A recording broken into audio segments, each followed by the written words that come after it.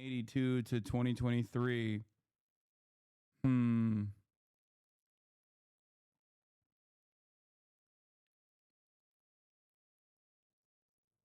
really interesting because, like, the mass surveillance started around here and it only seems to have increased. So, what's that about?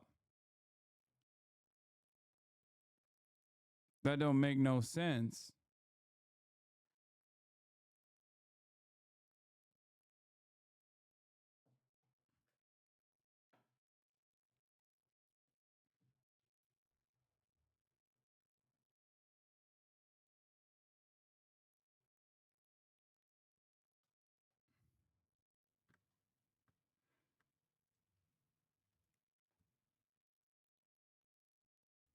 What up, what up, what up?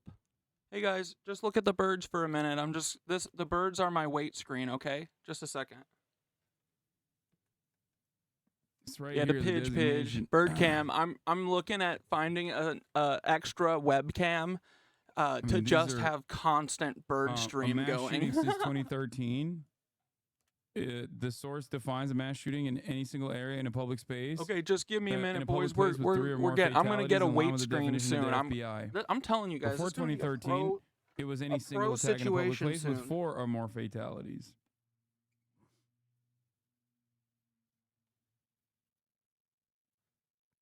I don't know why it says 12 here though, because I'm pretty sure it's a lot higher than that. I don't know what this 12 means on here. No, the criteria is correct. The numbers are not correct. You guys pumped? You ready to watch freaking John Hankey? Dude, John Hankey emailed me again yesterday. I think I can get him to be my grandpa. Brother, it is awesome. I can't believe he emails me in the morning and to reply back from my emails the night before. It's the best. I'm going to make him my dad / grandpa. Dude, I'll even do one of the NAMBLA things. I'll do a George Scherf situation, you know? I don't care. For John Hankey, anything. Am I right?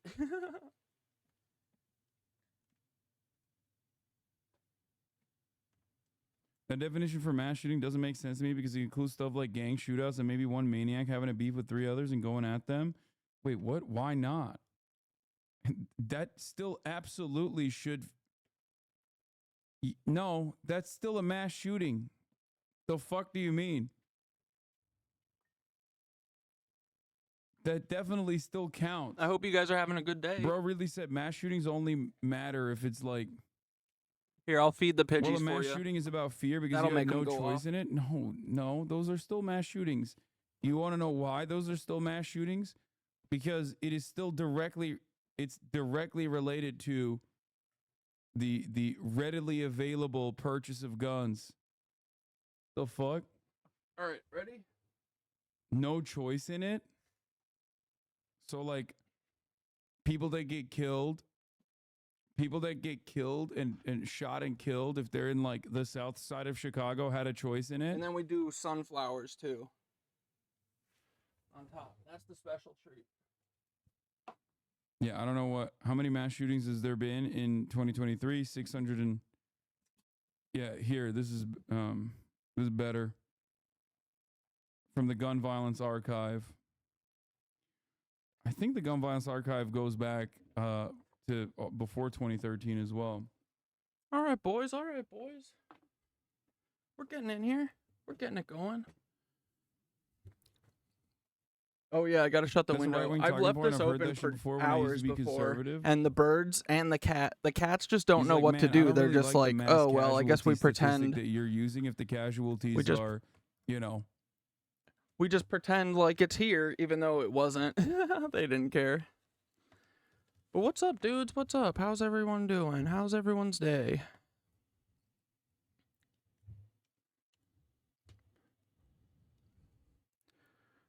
Everyone's doing okay? Conspiracy theorist training from a master. Yeah, thank God it's Friday, am I right? Wouldn't it be so nice if we didn't have to do the slavery part of every week, the first 5 out of 7 days?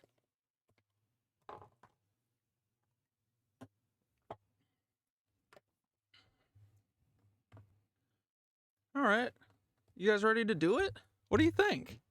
Do we watch John Hankey's documentary October 7th Inside Job or no? Do you guys want to know this information, or would you rather keep the door closed and not have, not have to grapple with your internal, monologue or anything, or with the way the world's built in your head, I don't want anyone to have a anxiety or panic attack here, but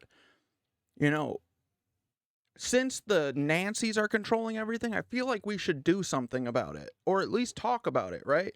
But if you guys want, we can just avoid it and pretend like everything is fine. So if everyone wants to do that, just let me know. What do you think? Should we pass on John Hankey? All right, fine. Let's watch. Yeah, we yearn. We do yearn. We yearn for the freaking little girl who cocks her arm back like this. Am I right? Okay, so John Hankey's a little loose with the TOS, right? So if I click off real quick, it's probably because John Hankey showed something really graphic, and we gotta look away for just a second, okay? But we all know where this is, right?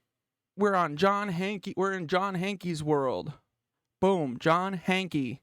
If you aren't subscribed to him, then you should not be subscribed to me.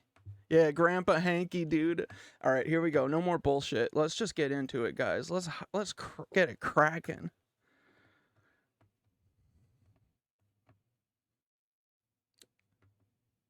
Where's it?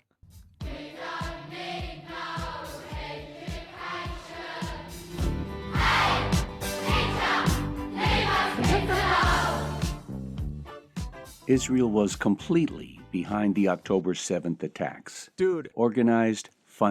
John Hankey minces no words. John Hankey does not come here to play games. Yes or no? Does John Hankey play games? Absolutely fucking not. John Hankey comes out here and he says what he means, and he means what he says. Funded and enabled by Israel. This evidence is stunning, but watching see for just a yourself. few of these images tells you that the nation of Israel has become a fascist, genocidal monstrosity. But the paid defenders of Israeli genocide say there's that Hankey animation. Come on, baby. Those Hankey photoshops are unfuckwithable. that it's necessary to kill all those kids because of the terrible crimes committed by Hamas on October 7th. You made your name George Scherf Jr. is a Nancy. You guys are seriously the best. Killing Hamas makes Israel safer. Yeah, Hamas is responsible for killing all those children. Hamas kills children. Hamas is an evil organization. I hope Israel destroys Hamas. That's what I hope. And I want to help Israel destroy Hamas. These people are mentally ill. Like, do you see the look in their eyes? Like, are they MK Ultra? They might be. That would make a lot of sense. These two Israeli army veterans want us to know that the whole story of October 7th is a lie. And they are furious about it.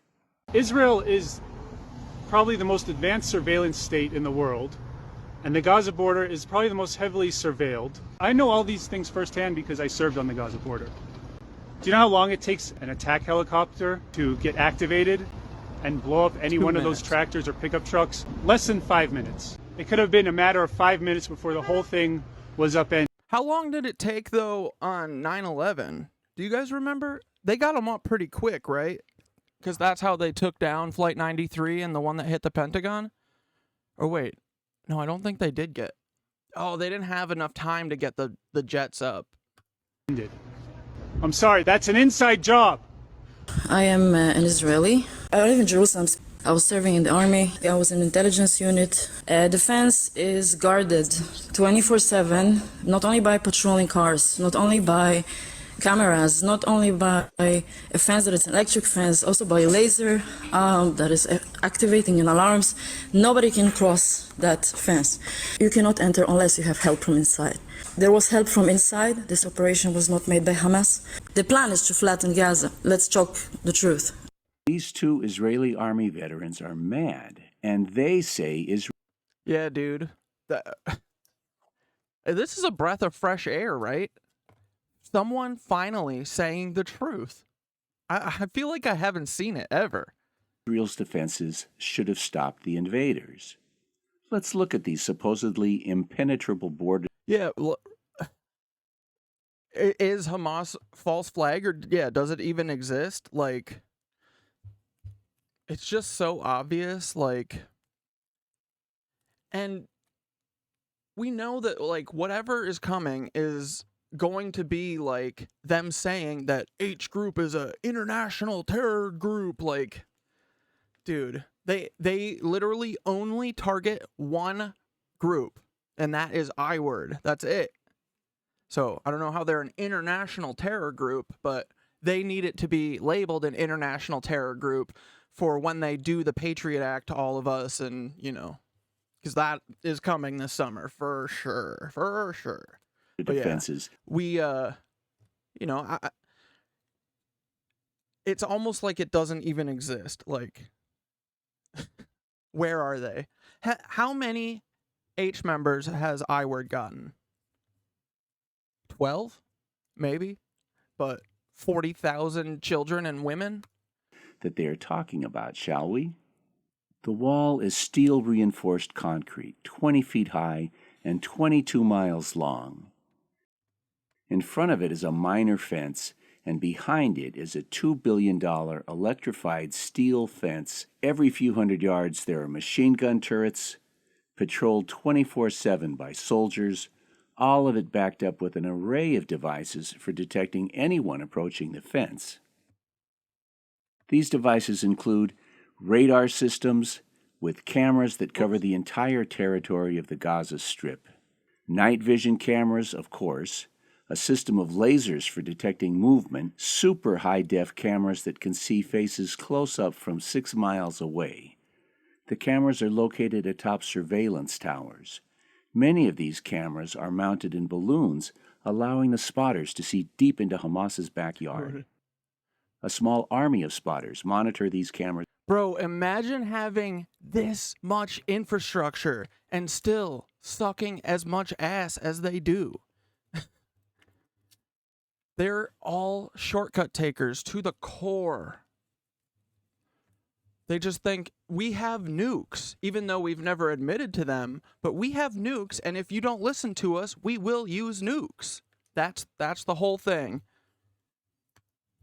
Intensely, 24/7.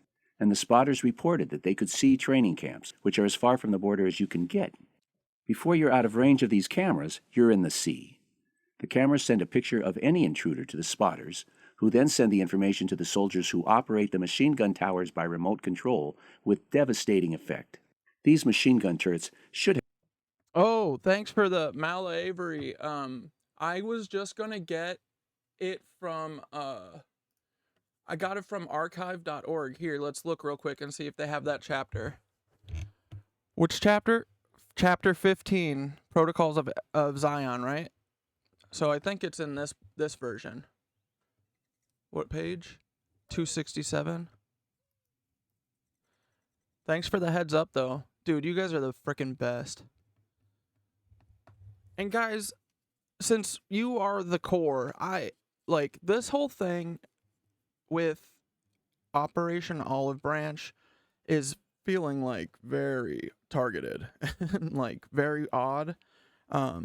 I'm going to look into some of those things tonight, but, you know, let me know what you guys think, but let me know if you guys feel weird or anything too, because it feels odd. But y'all know all we're here for is Palestine, so I don't want to hear a single person try and come and say that we ain't doing enough. But I just want to say, y'all are the ones I'm listening to. Please let me know if I'm off base, but I smell a rat, man. I smell fucking rat. But anyway, okay, so Behold the Pale Horse, here we go. We got chapter 15. Thanks for looking out. We got you, boys. You guys are the best. All right, back to Grandpa Hanky. Have exterminated... No, we'll call him Uncle Hanky. I don't want him to think that I'm saying he's old or anything. I mean, he's probably a bro that's like, no, I'm old as dirt. Dude, I can't wait to meet John Hanky. It is going to be Christmas. But anyway, all right, let's go, boys. The Hamas invaders when they first approached the fence. OOB is legit? Okay, cool. I just don't understand. What is the why all of a sudden, where did this attack come from? Like, I don't know. It just feels like they're a little off base with just making it about how much of a piece of shit I am. And also, it's just like the weirdest thing. Like, I have never, ever, ever, ever responded to people saying, do this now, do this now, you know? So I'm not sure why that was the tactic this time. I literally, up until like 20 minutes before, thought they were talking about Olive Grove. So anyway, well, we're going to talk about that later. I'm not going to talk about it too much now because I need to look into it. Like, I have not seen the legitness yet. I'm happy to look into it, but I just don't get, there's not been a single attack campaign like this before, so it just feels weird. But the soldiers manning them had been evacuated before the attack on the morning of October 7th, all except the soldiers manning this one. Accidents happen, I guess. The whole perimeter is patrolled 24 hours a day on the ground, including tanks, and from the air, of course. And backing this whole system is a battery of 28 Apache helicopters, capable of flying 200 miles an hour, firing 600 explosive 30mm machine gun rounds per minute, plus Hellfire missiles, and less than 5 minutes away from Gaza. Paratroopers on call and ready to be flown in anywhere in minutes. The military base near the Gaza border is capable of responding within minutes with 200 soldiers armed to the teeth. And of course the bombers, currently murdering children in Gaza, would arrive in seconds after takeoff. If one of these multiple standard defense measures had been in operation, active on the morning of October 7th, the attacks would have had zero chance of breaching the wall alive, much less hurting anyone on the other side of the wall. As we are about to see, Hamas had been on the warpath for 40 minutes before the sun came up. The helicopters should have been in the air 35 minutes before this video was taken. Given that the attack was already underway at this point, these guys should have been obliterated as they first left town and started down the dirt roads to the fence. But we're just getting started. Dude, no one... They're called in Hebrew Tatzpitanot, which is basically... Nobody does it like Uncle Hanks. This is the real Hanks. John Hanks. We do not fuck with Tom Hanks. We only fucks with John Hanks. The command and control center. These are the people, mostly females, who observe, who's tasked with observing the Gaza border fence. There's actual video footage of those same command control center operators reporting on the breach of the fence. They did, and it's documented. From the very start of the attack, the balloons allowed these spotters to see the pickups the minute... Yeah, there is a lot of... I don't know if it's the frickin'... my Mercury in retrograde, or if it's... Dude, I really hope it's not Fed, you know, because, like, I feel like we're building this great, like, community of uplifting energy, and it's just so we've been talking about it for at least a week, right? And then it's just like, all of a sudden, get the fuck out of here. Don't talk about Peter Thiel. Why? Is it because there's a giant wave coming our way? Who knows? We'll see. These Hamas fighters started off. But yeah, I appreciate you guys. And you know, I'm fully admitting, like, I hope that it's totally legit, totally perfect. You know, I'm not gonna make a decision because I'm being pressured to do it. You know, I need to look. I research everything that I do. You know, just because someone decides right now that they want me to do something, like, I need to put my work into it. I need to look into it, you know?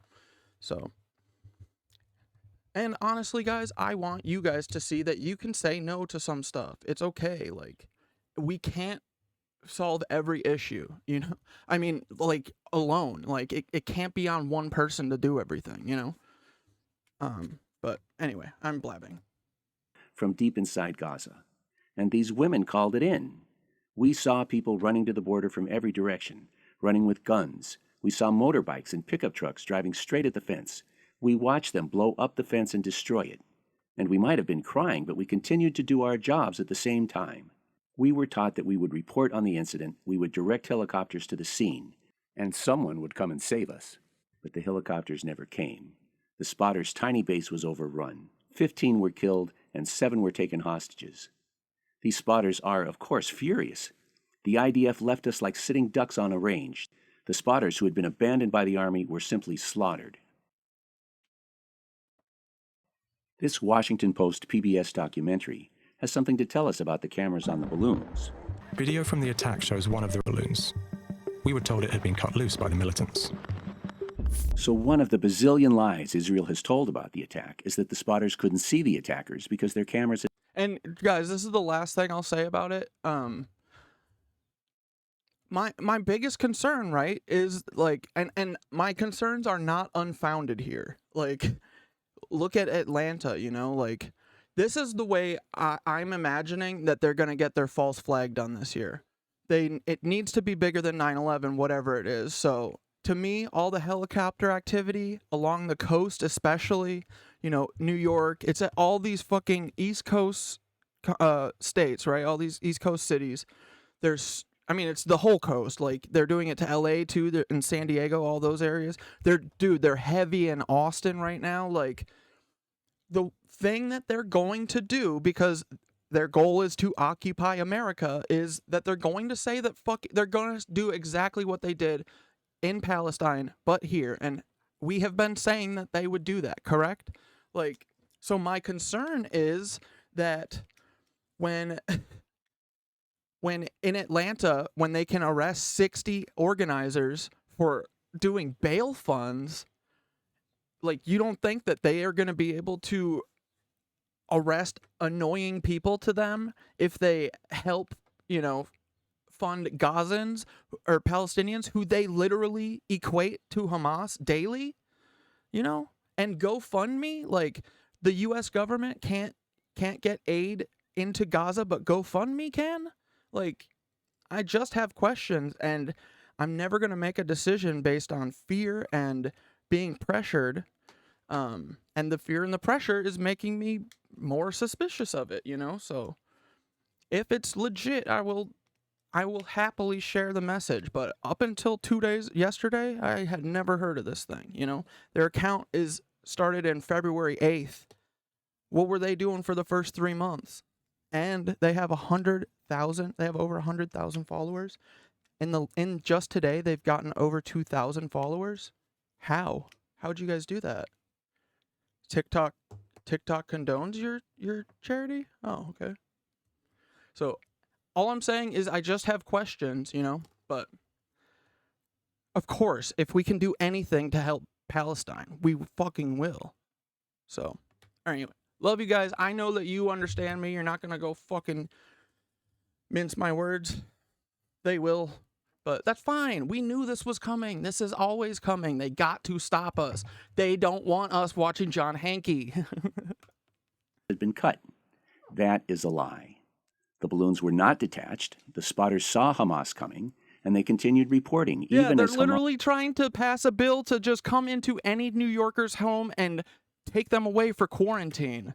Cat Dad needs to be quarantined for being a jackass. Okay, well, I guess I can't do anything. Bye. Like,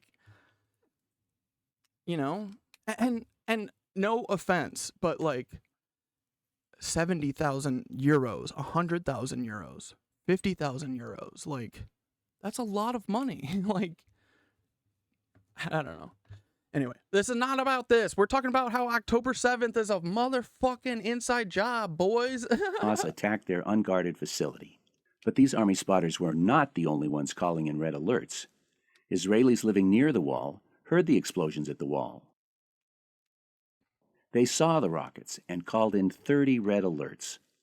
6 בבוקר, קפה, יושב בשולחן, 6:30, מטח רקטות וצבע אדום. And also to back Travis' thought, like, you know what would get them to everyone in Palestine for this whole thing to stop faster? Tax strike. What if we use all of this drama and talk about a tax strike? But no, we don't want to do that, you know? We don't want to talk about a general strike. We don't want to talk about a tax strike. We want to talk about how Cat Dad is not promoting GoFundMes. Like, I get it, guys. I get it. Like, every fucking day we sit here and we go, how the fuck can we get people to understand what's happening? You know? And dude, I want to do motherfucking everything we can. And we are, you know? But once I get a chance to research these GoFundMes, I will support one when I find one that I find, you know. Anyway, we're John Hankey. מטורף, מטורף. אנחנו לא זוכרים משהו בכזו אינטות לכיוון צפון, רקטות שנופלות פה, פצמ"רים, כל השמיים בוערים, ממש בוערים. In fact, at 6 a.m., people as far away as Jerusalem saw this massive, unprecedented firing of rockets and were terrified, as our lady veteran friend recalls for us. I live in Jerusalem, specifically in the center, and I saw those things from already at 6 in the morning, and I knew about it at 6 in the morning. Me, right now. Have you guys done taxes? I'm honestly very concerned, or not concerned, very curious to see if anyone does get. Has anyone gotten a return this year? As a citizen. Wow, explain to me how the army did it. I feel like that's a fairy tale at this point. Does anyone get money back anymore? I'm pretty sure that the last year of the Trump tax shit, like, no one gets money anymore. Didn't know it and they didn't come to help those people. Hamas began. But if you're getting money back, submit those fucking tax returns. If you have to pay in, I don't know. Maybe it got lost on the way to the mailbox. Launching rockets before sunrise, at least half an hour before any of the explosions at the wall, or trucks or motorcycles heading for the fence. And, early as it was, there were earlier alarms from Israeli intelligence in the middle of the night that Hamas was on the move.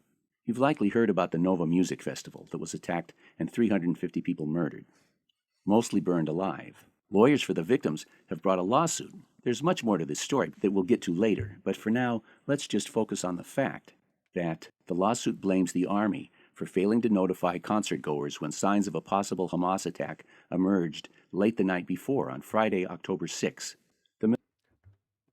Like, if the sums are so large because it's Egypt charging $8,000 per person, why don't we talk about that? Why don't we shame Egypt into fucking not doing that? You know, like, I just don't get why we're paying the blackmail to the blackmailers. Right? Military concedes that there was unusual activity by Hamas. Like, I'll come at Egypt's head all day. Talk mad shit about them. I'll talk mad shit about IWR. I'll talk about mad shit about whoever, you know? I feel like that's the isn't that the problem? I feel like if all of us were bitching about how disgusting it is that there's $8,000 to cross a border, like 100,000 of us bitching about that would be much better than, I don't know, 1,000 people mad at me. That was detected and discussed. And decisions were made, though obviously those decisions were not to beef up defenses, but to remove them. I'm on the side of the lawyers that this is incomprehensible, how the defendants did not order the party to be dispersed immediately. In fact, I find incomprehensible to be the only word to describe all this stuff. You will too, I think. For example, the women soldiers, the spotters, also heard this story about how the security services were warning about a terrorist infiltration, and increased the presence of special forces, and placed these various units on alert. The few surviving spotters are furious that they were not alerted or evacuated, but were left like sitting ducks, completely unarmed and defenseless, for the Hamas invaders to slaughter. You may not be surprised at this point to learn that this warning, Friday night, was also not the first alarm. The Washington Post and PBS sent 2 reporters on a mission to Israel to investigate how Hamas was able to penetrate Israel's impenetrable defenses. One of the first things they learned, however, was the fact that detailed plans and all sorts of training videos had been posted online in the weeks before the attacks. A plan that, as we discovered, had been brewing in plain sight. When I first saw this video, I was like, oh, this is video from the day of. Like, how did they get this produced out so quickly? And then once you look closer, go. It's obviously a training video. Our investigation found multiple videos recorded by Hamas detailing their planning measures. Posted on social media before the attack, visible to all. We found videos of militants training for attacks on mock-ups of Israeli compounds. Videos posted soon after the attack showed they had also been practicing the use of paragliders.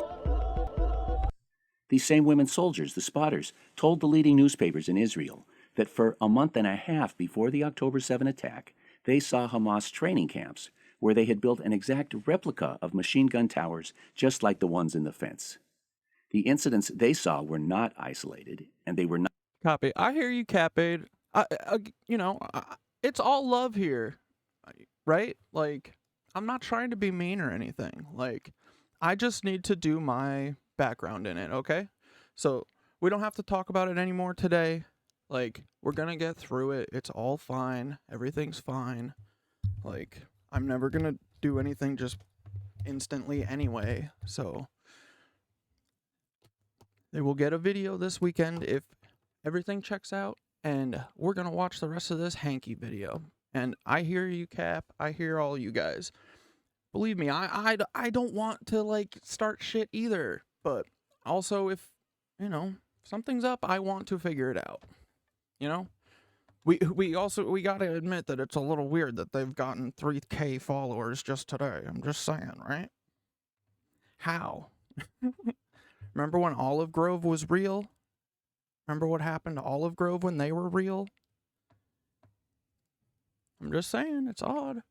Not tiny, they were massive. They'd never seen anything like it. They didn't just report, they yelled at their commanders that the reports had to be taken seriously, that Hamas was training for an attack. Congressional leaders were told by U.S. intelligence that Israel had been warned by the Egyptians, their closest ally in the region, 3 days before the attack. The Egyptians confirmed this story. I'm just here for the kitties, hell yeah. You're like, dude, what are they talking about? I'm here for the cats. Shut up about all this nonsense. Amen, brother. They'd warned Israel of a coming explosion and that it would be big. The New York Times reported that Israeli officials obtained Hamas's battle plan more than a year before the attack. This planning document was...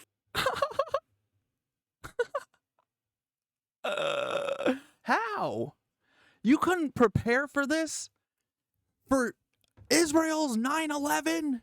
And you guys knew about it for a year? That's so America, bro. 40 pages long and detailed point by point exactly the kind of devastating attack that was coming. Holy crap.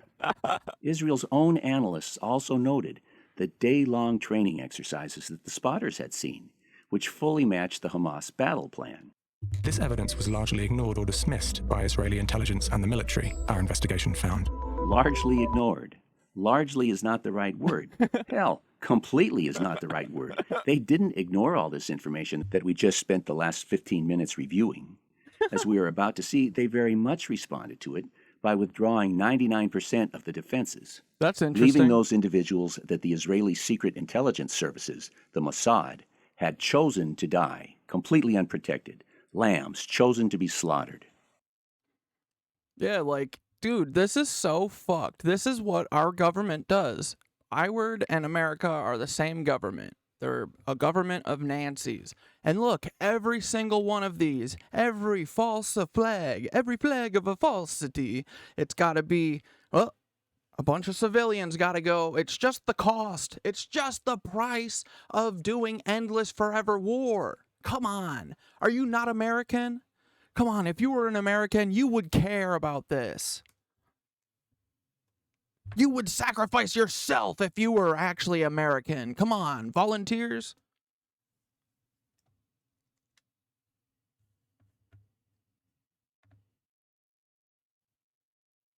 Where's John's voice? Is he just doing a long scroll? Did I fuck up the audio?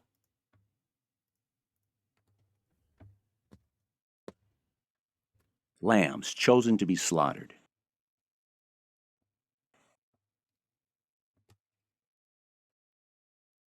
What the fuck, boys? Take place. Oh no, he's just doing a long scroll. Okay. Whew. Stupid me. Rescued from... All Israeli defenses were completely absent for the first 6 hours. This video is mind-boggling. You have to please note at the top of the screen that the New York Times calls this base the heart of all military operations along the Gaza border. What you are seeing take place is this massive attack launched by Hamas upon this this completely abandoned military base. And I count at least 5 and maybe 7 Hamas fighters. Oh, dude, Houdini, you said shock testing. Are you talking about the... Wait, Egypt got couped by the military in 2012. That's why. Oh, yeah. I mean, but still, right? Like, we can tell them to fuck off. Dude, I don't think people understand how much shame... I mean, people do understand because they're trying to shame me right now. But we could literally shame the entire Egyptian government into... Like, that is what we should be doing, you know? Like, paying their blackmail, their ransom? Come on. That's just, like, not...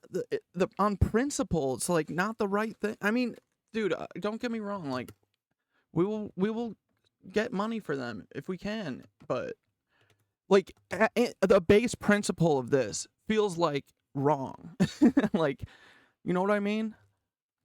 Like, we're basically saying, oh, it's okay, yeah, you can hold them ransom. Like, no, we should be like, what the fuck is wrong with you? How come I haven't heard that? How come I haven't heard about that, you know? Like, why am I hearing it from my chat 6 hours into this whole conversation? You know? So, I don't know. It's just, like, there's a lot of problems, guys. We will fucking address all of them. But... like bad juju, bad energy, when I see that, to me, it's usually coming from one place. We were told there were over 1,000. WTF is up with that? And look at the length of this guy's shadow. This is not dawn. The sun is well up. It's at least an hour past dawn, maybe 2. Nearly 3 hours after the rockets, and well over an hour after the first attack on the fences. In response to the news of an impending attack, the Israeli Defense Force, the IDF, withdrew the military completely from Gaza. I'm sorry, that's an inside job. Again, these women were purposefully murdered by the IDF on orders from the Mossad, the Israeli Secret Intelligence Service. You need to reorient your thinking, I believe, to recognize that everyone who died on October 7th was murdered as part of this plan by the Mossad to justify genocide in Gaza. Dude, Mossad wouldn't do that to their own civilians, bro. Name one time in history where they've done something similar. Bataclan, 9/11, all the airplanes that have ever crashed ever. Dude. So, you might expect these women weren't the only soldiers set up like lambs for the slaughter. The New York Times also reports that although the defenses at the base were removed, many soldiers were not only left behind, but they were allowed to keep sleeping. Several were killed in their bunks. The death of these soldiers was not an accident. Where was the IDF? Asked the New York Times. It was part of a plan that was so insanely obvious that the New York Times couldn't resist asking. In all these videos of Hamas, where's the goddamned Israeli army? Yeah, where are they? This body cam video was taken by Hamas. They're like, we're in the frickin' helis. We gotta go to that music festival. Woo! That's what they were saying. Hamas operatives. It shows them driving miles to the border fence, kicking up dust the whole way in full view of the Israeli spotters who saw it and reported it. In order to have any credibility, official Israeli television has had to admit what everyone in Israel already knew, that the military disappeared as this tiny invasion took place. A stopwatch counting from the first explosion until the moment terrorist squad number 1 crosses into Israel shows 7.5 minutes. In that time, they meet no Israeli resistance. Dude, I can never, ever fathom doing this to one person. How the fuck? Dude, they literally do not think of a human life at all. They don't think of lives as meaning anything. It's so fucked, dude. They are so twisted in the brain. It's really, like, disheartening. Man. Life means nothing to them except for their own. Distance. Let's revisit this crucial point. At this point in the video where we see this explosion in the distance, terrorist squad number 1 had already been on their way for some time, and the spotters would have seen all of their movements. So, the spotters said that they gave warning to the IDF immediately, and this would have been well over 7.5 minutes before Hamas arrived at the wall. And yet... in that time, they meet no Israeli resistance. And what about the machine gun towers placed every few hundred yards? one of which we see in action here. And have you guys ever seen, like, this whole situation did not sink in, and I did not really understand it until I saw the documentary 5 Broken Cameras. We should watch that tomorrow, actually. Maybe we'll do a Saturday or Sunday we'll do a long movie stream, because that's on YouTube, I'm pretty sure, if y'all wanted to. But 5 Broken Cameras really showed me what is happening over there, you know? And for there to be no Israeli IDF, IOF guards along that part of the fence, that is intentional. There is no way. Like, they have people stationed all over just taking pot shots at children, slinging rocks, and women standing there feeding their kids. You know, like, it's literally just a turkey shoot. It's a free-for-all. And you're telling me that the one time that H group attacks, y'all weren't there and y'all never came? Y'all been looking for a fight forever. What, you just shoot unarmed women who aren't attacking? Come on.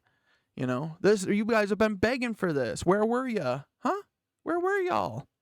But 5 Broken Cameras, man, that is when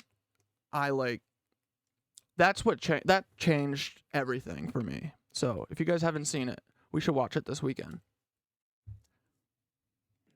These guns would have evaporated those guys in the trucks when they were still hundreds of yards away. You remember we were told that special teams mobilized at 4 a.m.?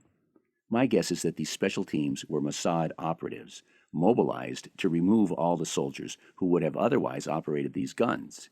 It seems these special teams forgot to remove one of the tower operators, but no other Hamas fighters were killed by these guns.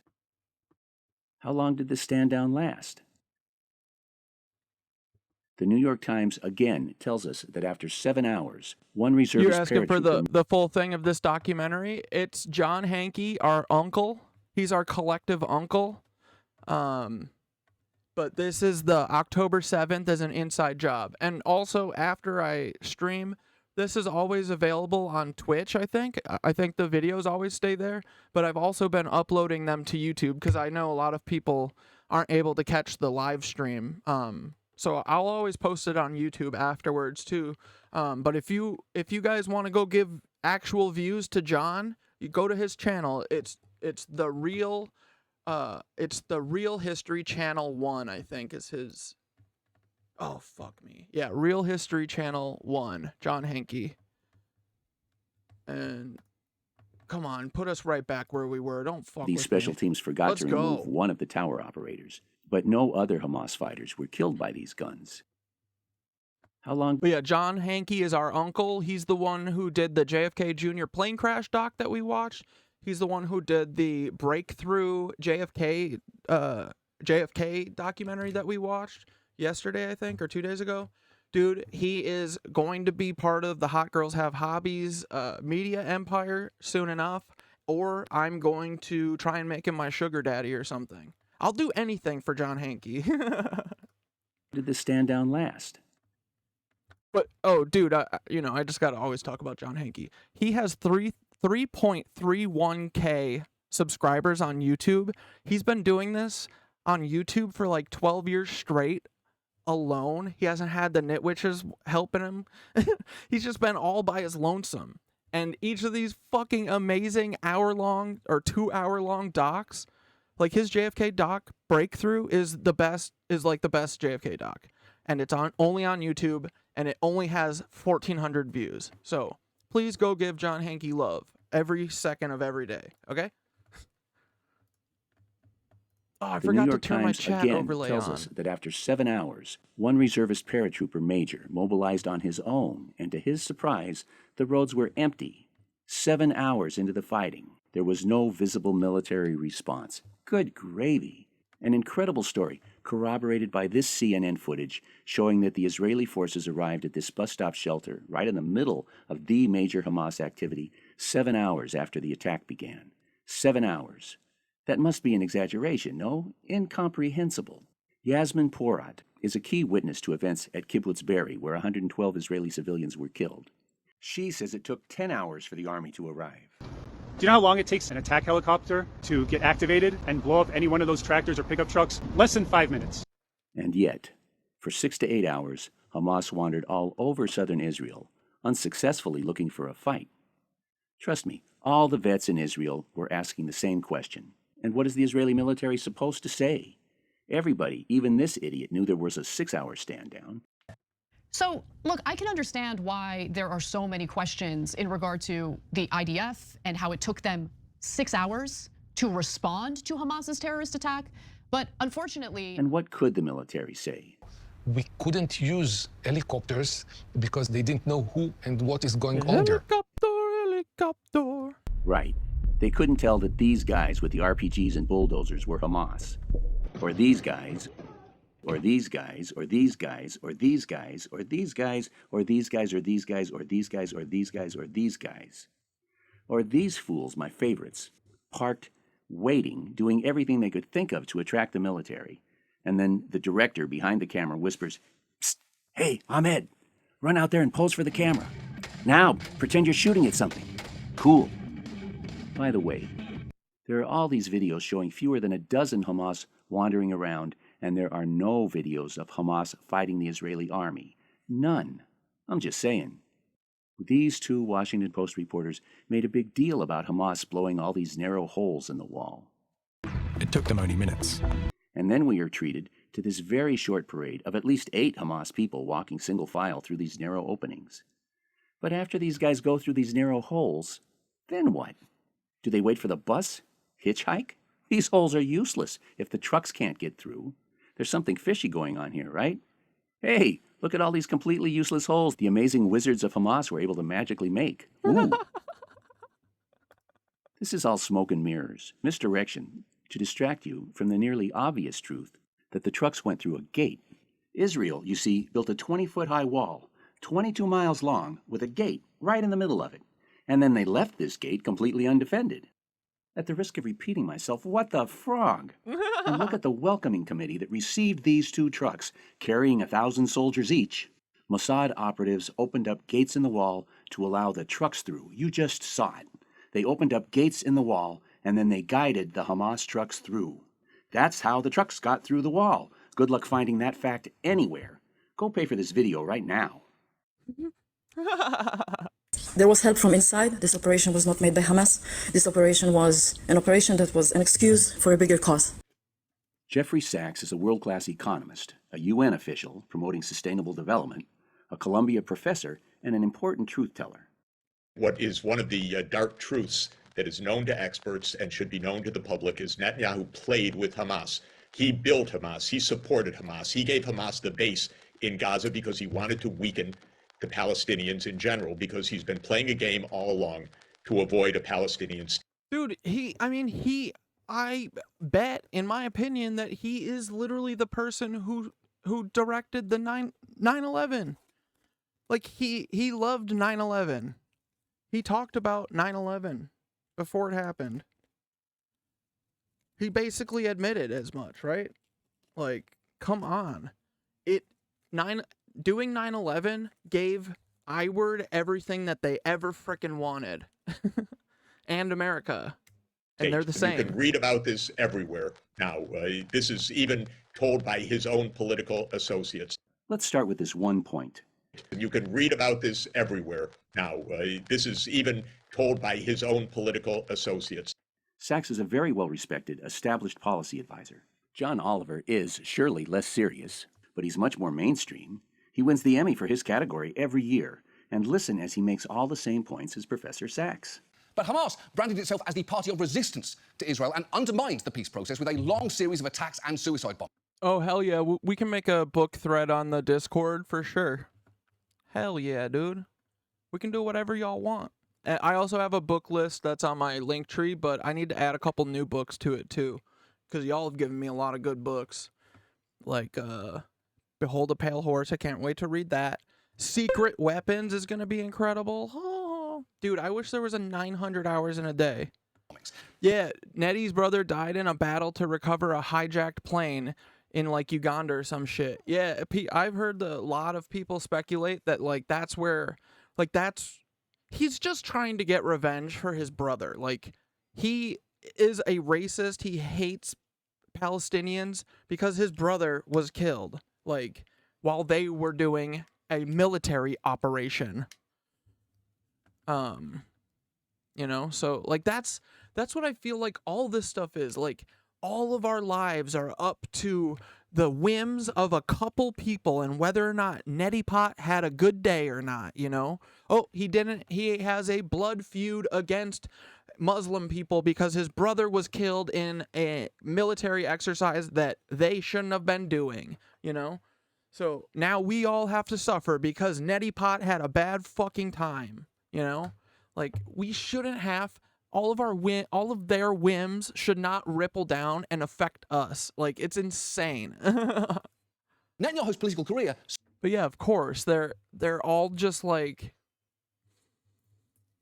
dude, like most of the people who run IWORD, they were like the military, you know, they were like the SEAL Team 6 or whatever during like the 6-Day War and stuff, right? Like in the 60s when they did that big like, you know, that war, that was like Neti Pot, Epstein, Ehud Barak. There's a, you know, Neti Pot's brother. Like, they were all like commando military people, or Contras more like, actually. And then now they run the country, and yeah, they're literally the Contras. They are the Contras that won, and they're in power. Seemed dead. And it wasn't until a series of bus bombings by Hamas in Israel as part of their... Yeah, they should fist fight each other. Honestly, that's what I'm saying. I would love that. Why do we have to be your pawns? Own efforts to derail the peace accords that Netanyahu was first elected prime minister. His cabinet is stocked with extremists. His current finance minister, Bezalel Smotrich, explaining that strategy out loud in 2015.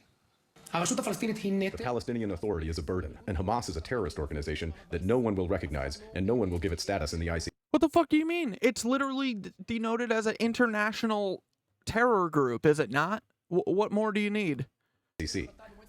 And this guy, bro, this dude, I don't even have to look at his ancestry to know that this dude is a Nancy.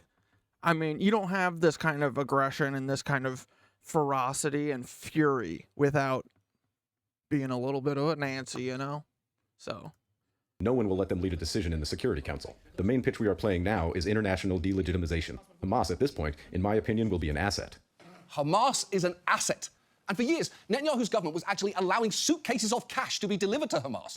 When that scandal broke, Netanyahu insisted that that money was for humanitarian aid, which still doesn't explain why it had to be delivered in luggage in the back of a fucking car. Those are the real pictures, I bet, too, right? I give him a lot of credit for even doing this really dangerous piece, though he neglects to mention that there's only one reason for making deliveries of cash, because black market arms dealers don't accept credit cards. This picture is from the Times of Israel, in a story about Israel giving Hamas billions of dollars in cash. And this is from a Haaretz article about Israel giving Hamas billions of dollars in cash. And this is a New York Times article about Israel giving Hamas billions of dollars in cash. But this article is killer, because it quotes Netanyahu saying that he wanted Hamas to be strong and that he encouraged giving Hamas money for weapons. Billions in $100 bills was delivered in suitcases. Netanyahu, of course, denies it, but all of these news organizations ignored his denials and just printed the evidence. But the U.S. has spies too, and when the U.S. spies reported that Qatar was giving Hamas money to buy weapons, the Congress threatened to impose sanctions on Qatar.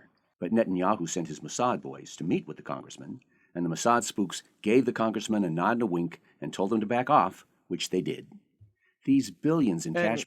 Uncle John Hankey, if you guys don't know, spooks is also a like derogatory word for a secret agent, an FBI agent. That's what he was saying, okay? Just to be clear.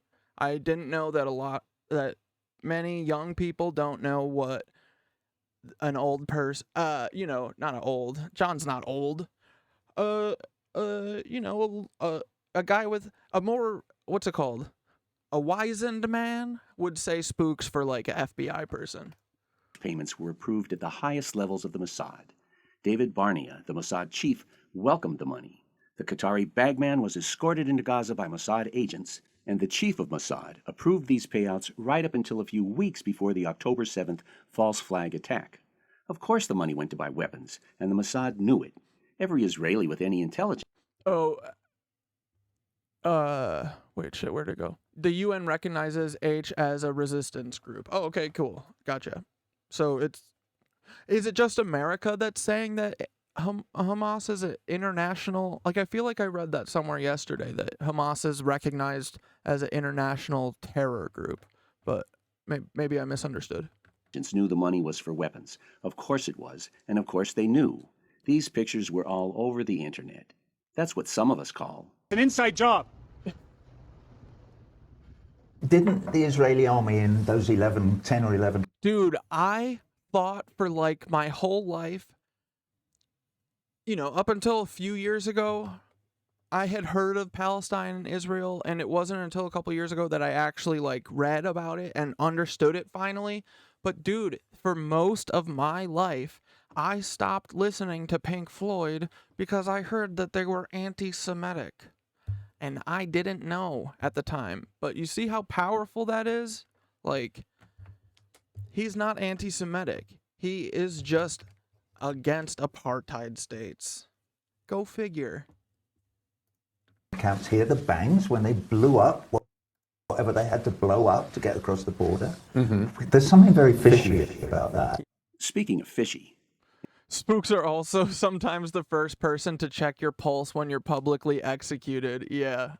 Yeah, wasn't Malcolm X's bodyguard was there, and he was a fucking fed for like 6 years or something behind his back. In early December, 2 courageous and prestigious law professors published a shocking story that someone... Yeah, dude, anti-Semitism flags are their shield for truth. And look, man, it's got them this far. It's like diabolically genius, you know? They're like literally playing dress up, bro. It's so fucked. Someone was shorting the stocks of Israeli companies just before the October 7th attacks.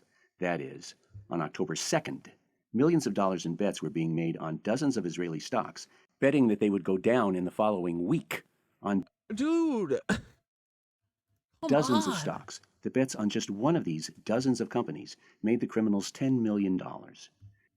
Dude, they can't just do the false flag. They have to get more money on top of it. Come on, guys. It's just a little bet. It's just a little public bet. No one will find out. It's just a little insurance fraud scheme, said Larry. No one will find out. And I can't just take one. I gotta double down. I gotta say, wait, there was 2 crashes. Shouldn't I get 2x on this? These motherfuckers. And the professor... It's all a grift, boys. Said in so many words that these criminal stock traders obviously knew about the coming attacks and profited from these murders by making these bets. The story made news, sort of. You never heard it.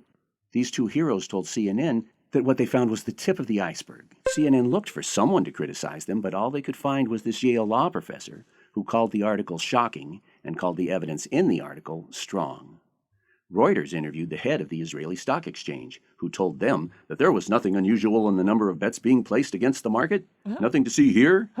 And the same doofus also told Reuters that these short bets were made by an Israeli bank known to him and to the Tel Aviv Stock Exchange. Got that? God. He knows who did it. And the criminals who place these bets can't be terrorists if they're friends of his. They're probably members of the Israeli government, so they can't be terrorists, right? They're calling it their 9/11. What the hell happened on the American 9/11? Nobody knows. Clearly the official narrative has huge holes in it. It shouldn't be a surprise that the exact same thing happened on 9/11. Mainstream qualified scholars found insider trading then as well. There's a footnote at the end. You said, look up Raphael LLC. What the frick is this? Move faster than threats? Raphael for dynamic defense. Raphael. No, I prefer Michelangelo. No, that's not true. Raphael is my favorite. They know me too well. Dude, did you see that cool tank shot? Oh, look at the turret. It spins around. Hold on. Dude, oh my goodness. Oh, yes. Oh, wait for the turret. Hold on. This one. I think this is it. Oh, okay, maybe it's not coming back. What? Did you see that? Dude, these guys, yeah, there we go. This defense company knows how to make content. Fuck, boys, I gotta step it up. I gotta get a drone. Fuck. Okay, anyway, yeah, this is, dude, the whole world is literally just run by defense contractors trying to stir up fights and wars everywhere. It's madness. This is truly insanity, the way that we live. It's crazy. And all about it. The implications in both stories are earth-shaking. I'm sorry, that's an inside job. They are, as we speak, committing genocide in Gaza. It's so insane what they're doing. And it's beyond our capacity to imagine such evil.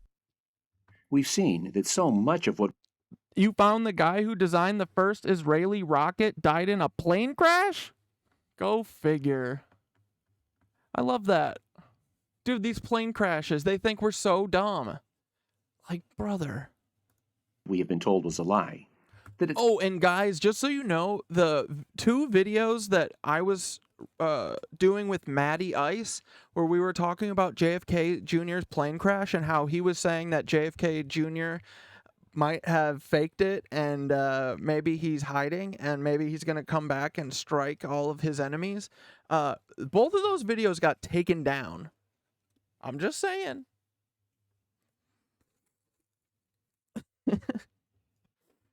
I'm just saying, if JFK Jr. pops out and saves the day, you heard it here first, boys. Well, you heard it from Maddie first, but...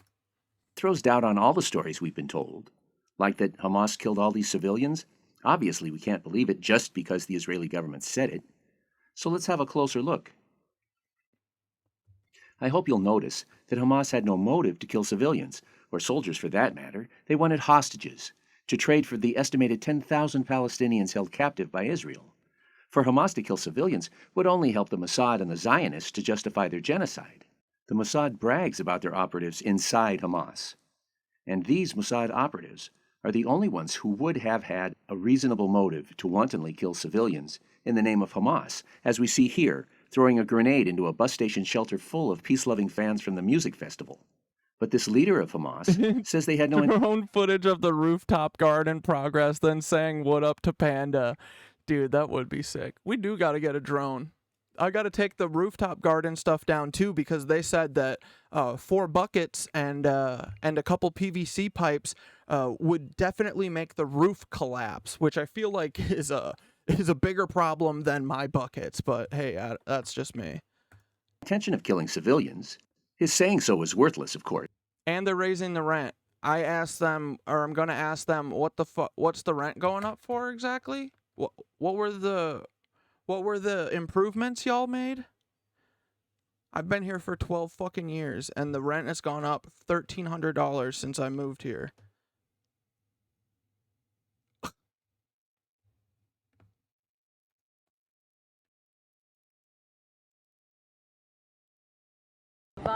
She turns his former... All right, dude, John's getting this lady. Let's fucking go, dudes.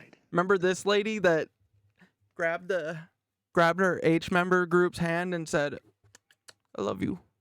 The Mossad brags about their operatives inside Hamas. And these Mossad operatives are the only ones who would have had a reasonable motive to wantonly kill civilians in the name of Hamas, as we see here, throwing a grenade into a bus station shelter full of peace-loving fans from the music festival. But this leader of Hamas says they had no intention of killing civilians. His saying so is worthless, of course, except that it That squeaks. is corroborated by so much real evidence. Yeah, rent is going up for inflation. Fuck, you're right. Dude, I'm so dumb. I'm literally so dumb. Ugh. Can I have them raise the rent $200? I just want to make sure that they're okay. I know that they need all of my income. I work exclusively for my landlord. Dude, I can't wait till it's time for us to take our homes back, if you know what I mean. Most powerfully, the surviving witnesses, former hostages, who say that their captors treated them humanely. This old lady was taken hostage, and we see her here being released to the Red Cross, and she turns back to her captor, takes his hand, and says, "Shalom." After she has been... מדוע לחצת את היד לאותו מחבל חמאס ברגע שהוא עבר הם התייחסו אלינו בעדינות וכל הצרכים שלנו. Okay, buddy. These women were taken hostage and eventually released. They were tickled, it seems, with how well they were treated. הם נתנו לה שם מאוד יפה. שם ערבי מאוד יפה. סלסביל.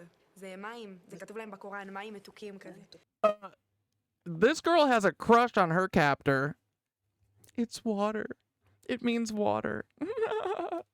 עכשיו אמרתי לו שזה קטע, כי השם שלי בישראל זה אגם. Yasmin Porat shocked Israeli radio with her description of how she was treated by her captors while being held captive inside the kibbutz Be'eri.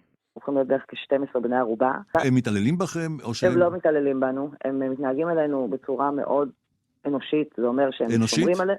כן, מה זה... And dudes, just a reminder, they have absolutely zero reason to be kind to them. They have been shown literally no kindness. For 100 years. There is no reason for them to treat them kind, except for that's just how they are. So that really, really, really tells you a lot. Like, you don't even have to hear what these people say. Just the fact that they aren't running away from their captors. Like, it's so twisted that they showed them kindness and then you're still going to keep doing this BS. All for what? To steal their homes. Cool. That's really great, guys. Really admirable. Really moral. אומר לנו ששומרים עלינו, הם נותנים לנו לשתות פה ושם, שהם רואים שאנחנו בלחץ, הם מרגיעים אותנו. The body cam video taken by Hamas also undercuts the allegation. Dude, I know, yes, that is what the Qs were talking about, JFK Jr. coming back, but we've been saying it. The QAnon people have been mostly right. They just have a couple details mixed up in their little heads because the Q is a psyop and he psyoped them. He just wants everyone to believe that it's just the Democrats. That's pretty much the only thing that they have wrong, and the fact that there are people who are trans who were not turned into trans people by the government, and they just want to live and be accepted, you know? Those are the two things that QAnon are wrong about. Everything else, like Comet Pizza, I'm not going there. Have you guys seen some of the people that go there? Pfft, never. I'm not eating kid pizza. No. So, QAnon, they're fun, they're a little loopy, they got a couple of the details mixed up, but for the most part, they're more right to me than liberals are right, you know? I'm just saying. But yeah, so JFK Jr., there's some wackadoodle stuff going. JFK Jr., his whole plane crash is very fishy. So either he was killed by George Bush, or Maddie has a fun alternative theory where they thought that they killed JFK Jr., but he had a little plan in his back pocket, and maybe he had a Navy SEAL fly that plane, blow it up, and then he took his normal plane and has been hiding for the last 30 years, probably using the looking glass to figure out how to destroy the Nancys. I'm just saying, it's better than the world that we currently live in, which is that no one is ever coming to save us. So we're not putting all of our eggs in the basket. We're just having fun, right? But yeah, so, and dude, his flight, his airplane has been flying regularly. What's up with that? You know, I know that Skydogs LLC owns his thing, but like, they didn't change the name. They didn't change. You know, it's the same call sign. It's flying from Quantico to other places. So either the CIA and the FBI stole his plane and they use it just to, like, you know, as a goof. I could totally see that.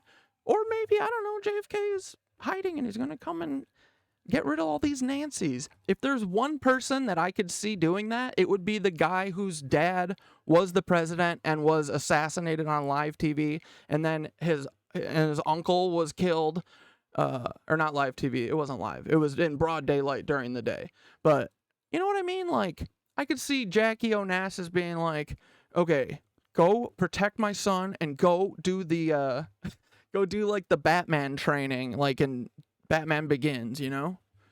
With, I forget that guy's name. You know, the dude. Fuck, whatever. You know what I'm talking about? The guy from Batman Begins, he trains, he climbs up the tunnel wall. That Hamas wantonly killed civilians. And the videos recovered later show the rampage through the kibbutz. Rampage? But look for yourself how carefully and gingerly these men are creeping around. And look at this poor fool with a cigarette lighter, setting fire to some decoration.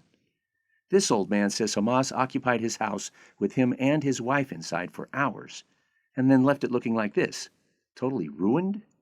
It's obvious, no, that these houses were not bombed out by men who had no bombs, but only small arms and cigarette lighters. This was done by Israeli tank shells and Hellfire missiles. In a minute, we'll look at Israeli media accounts of how the tanks and helicopters in fact inflicted this damage.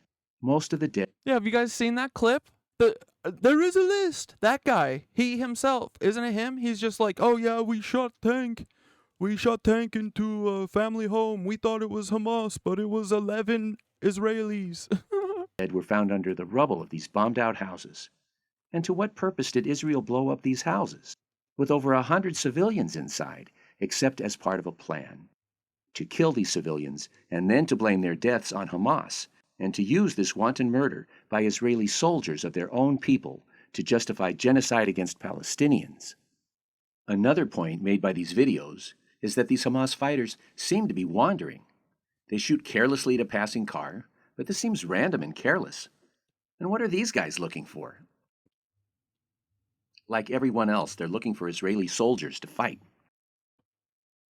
Where is everyone? But the Israeli military had mysteriously evaporated and wouldn't appear for another 6 hours at least. If these guys were trying to massacre civilians, you'd be watching a video of them massacring civilians. And you hear it explicitly in this video. Hey guys, look, here comes the army, yay! We've already seen that Hamas is entirely financed by the Mossad and infiltrated by the Mossad. And yet, in spite of the billions invested by the Mossad, Hamas barely seems to exist. The notion that a paraglider is a weapon is a sad, pathetic joke. Hamas put on a big show in April, 5 months before the attack, but no one dressed like these guys is seen in any of the videos from October 7th. I guess they had to take the costumes back. Hamas fired hundreds of these... They had to return them. skyrockets. These are fireworks, not weapons. They do 0 damage. And this ragtag gaggle of a half a dozen amateurs in pickup trucks armed with pea shooters is not an invasion. And it's a f***ing pickup army that's killing us. At noon, the Israeli military Southern Command, the people in the center of the action, assessed that 200 Hamas had entered Israel. Most videos show fewer than 10 gunmen. None shows more than a dozen. And for this staged show, the photos show 20 or so. This one shows about 40.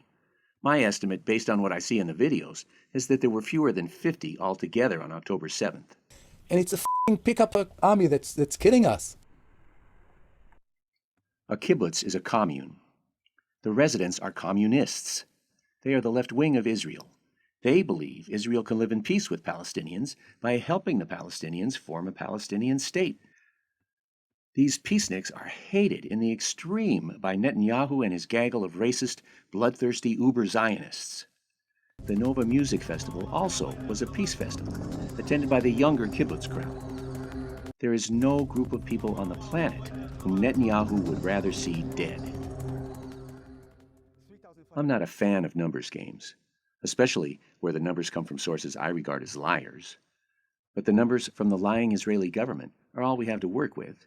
And taking the numbers given to us by these lying monsters, using their numbers, it appears that the IDF killed virtually everyone who died on October 7th. They now say that the total number of dead is less than 1,200, and they say that of these 1,200, 700... Yeah, did you guys know that 700 of them were military? I feel like we were not led to believe that, correct? 100 are police and military. So, 1,200 total minus 700 military leaves around 500 civilian dead. The total dead from Kibbutz Be'eri is 112, and the total murdered at the music festival, we are told, is 360. The total number of civilians killed anywhere then, besides the Nova Peace Music Festival and Kibbutz Be'eri, is 28.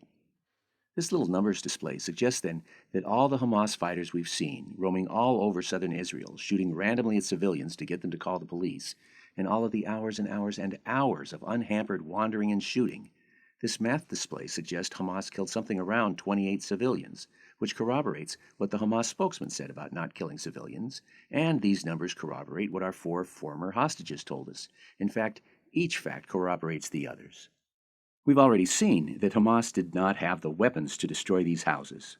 And this witness, Yasmin Porat, not only confirms how well she and the other hostages were treated, to the shock of all who heard her, she says that the vast majority of the killing was undoubtedly done by the IDF.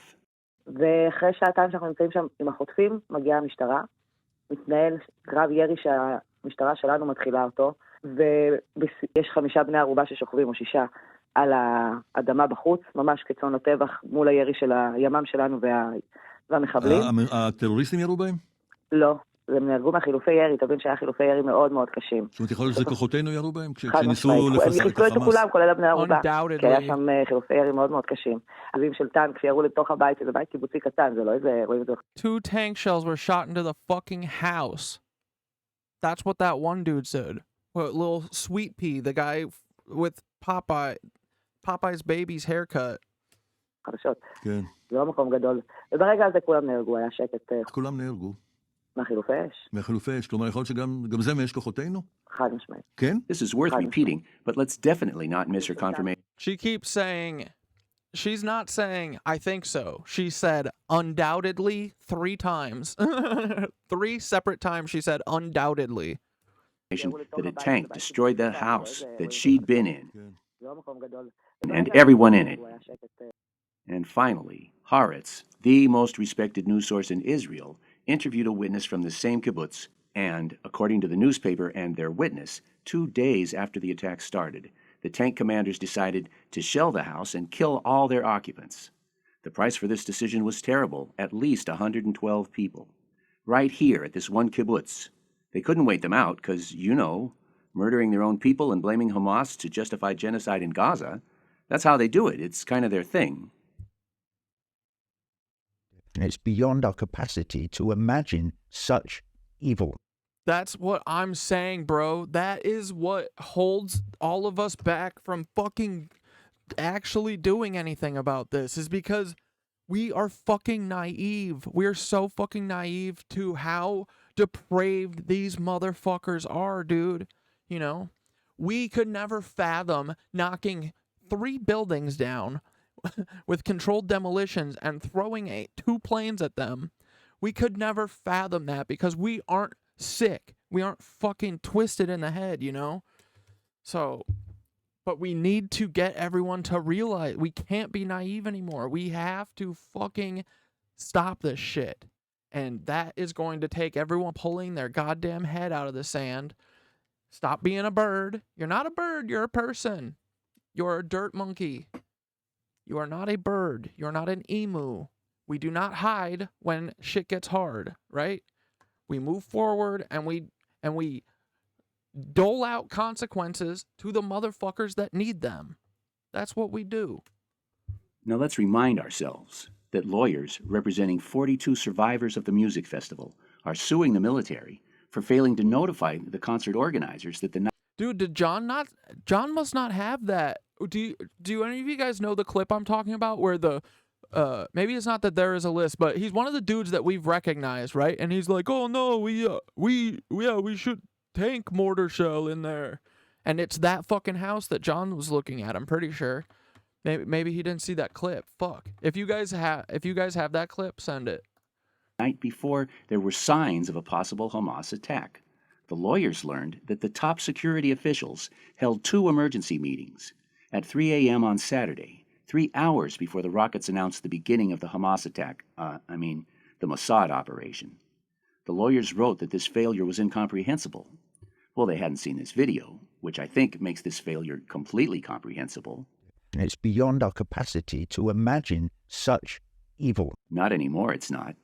Sadly, there is still more opportunity. RFK was assassinated on the 1-year anniversary of the 6-Day War. Dude, I didn't know that. And everyone knows that Sirhan, the person that they MK Ultra'd into maybe taking a shot at RFK, but probably not, mostly just being the decoy bird, he was Palestinian. It is a part of the story that has, you know, evaporated over the years, but they were trying to get this shit popping off then. They were trying to use that to say, look, H member, look, he's Sirhan is Hamas. But it didn't work because everyone fucking, just like JFK, like immediately there was a conspiracy about this because there was a conspiracy. The second RFK got shot, bro. Well, first off, there was like 9 shots and Sirhan's gun could only hold 6 bullets. So no matter what, there was another gun popping off, right? And then right after, a woman runs out into down the front steps of that building that he was at and just starts screaming. She's like, we got him, talking to a friend or something. Like 10 people heard that, you know? So,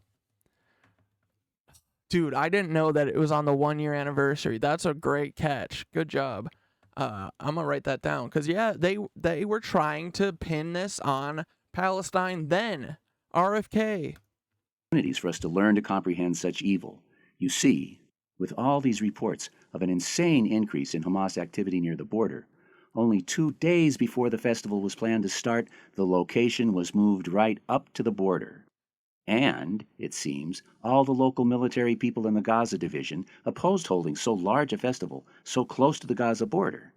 It was just unnecessarily dangerous, and they were overruled by the higher-ups, who were the guys receiving the reports from the spotters of all the increased Hamas activities.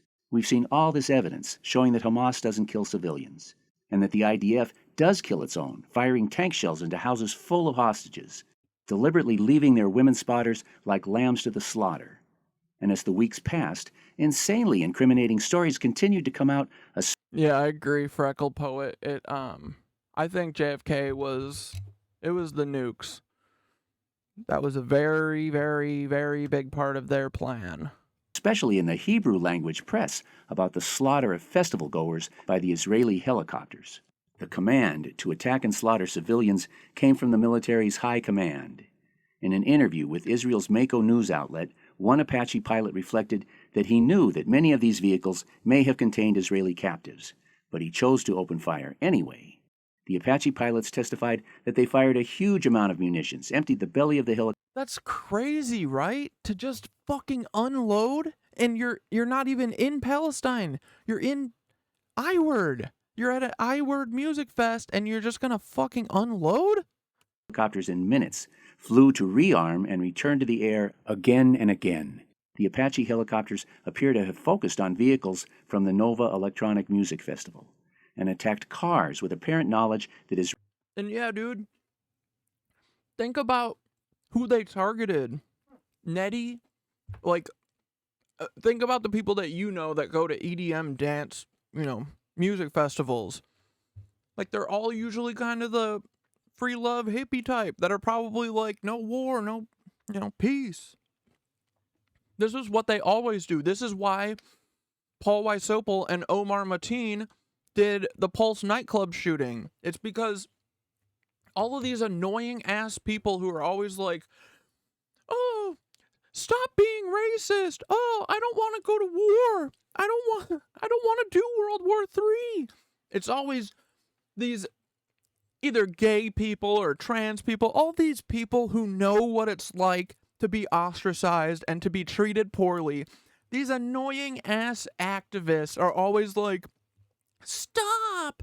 So in order to get them to shut the fuck up, we just gotta target them, So we gotta shoot up Pulse nightclub and we gotta call 911 1,000 times during the shooting and be like, my name is Omar Mateen. I am the terrorist at Pulse nightclub shooting a bunch of LGBTQs because I am ISIS. I am Muslim. Did you hear that? Did you copy me? I don't like gay people. That's what Omar Mateen said. It's just like that. It's like the same thing. so that then the people who were saying, hey, leave them alone, stop being mean to them, then we can maybe try and get them to be like, okay, fine, go to war, do it. If they don't like, that's the same thing every time that we talk about anything in Gaza and I-word, it's, oh, well, if you were in Palestine, they would kill you because you're gay. Well, no, if you were in Palestine, you would be killed because of Israel dropping bombs on you, you know? Like, it's the same thing. It's all a psyop. It's all to fucking manipulate us. Always. It's always just manipulation. Pick the weakest people and fuck with them. What are they gonna do? What are all these gays gonna do? You know? That's what they say. They're like, they're expendable. We already did the AIDS thing. We can just shoot a couple too. Israeli captives could be inside. They also fired on unarmed people exiting cars or walking on foot through the fields. You read it, now see it. Perhaps inspired by the facts coming out in the press, someone... Dude, they had to have known that these were their fucking people as they're doing this. How fucked? It's just a video game to them. Look, it's a video game. Pew pew.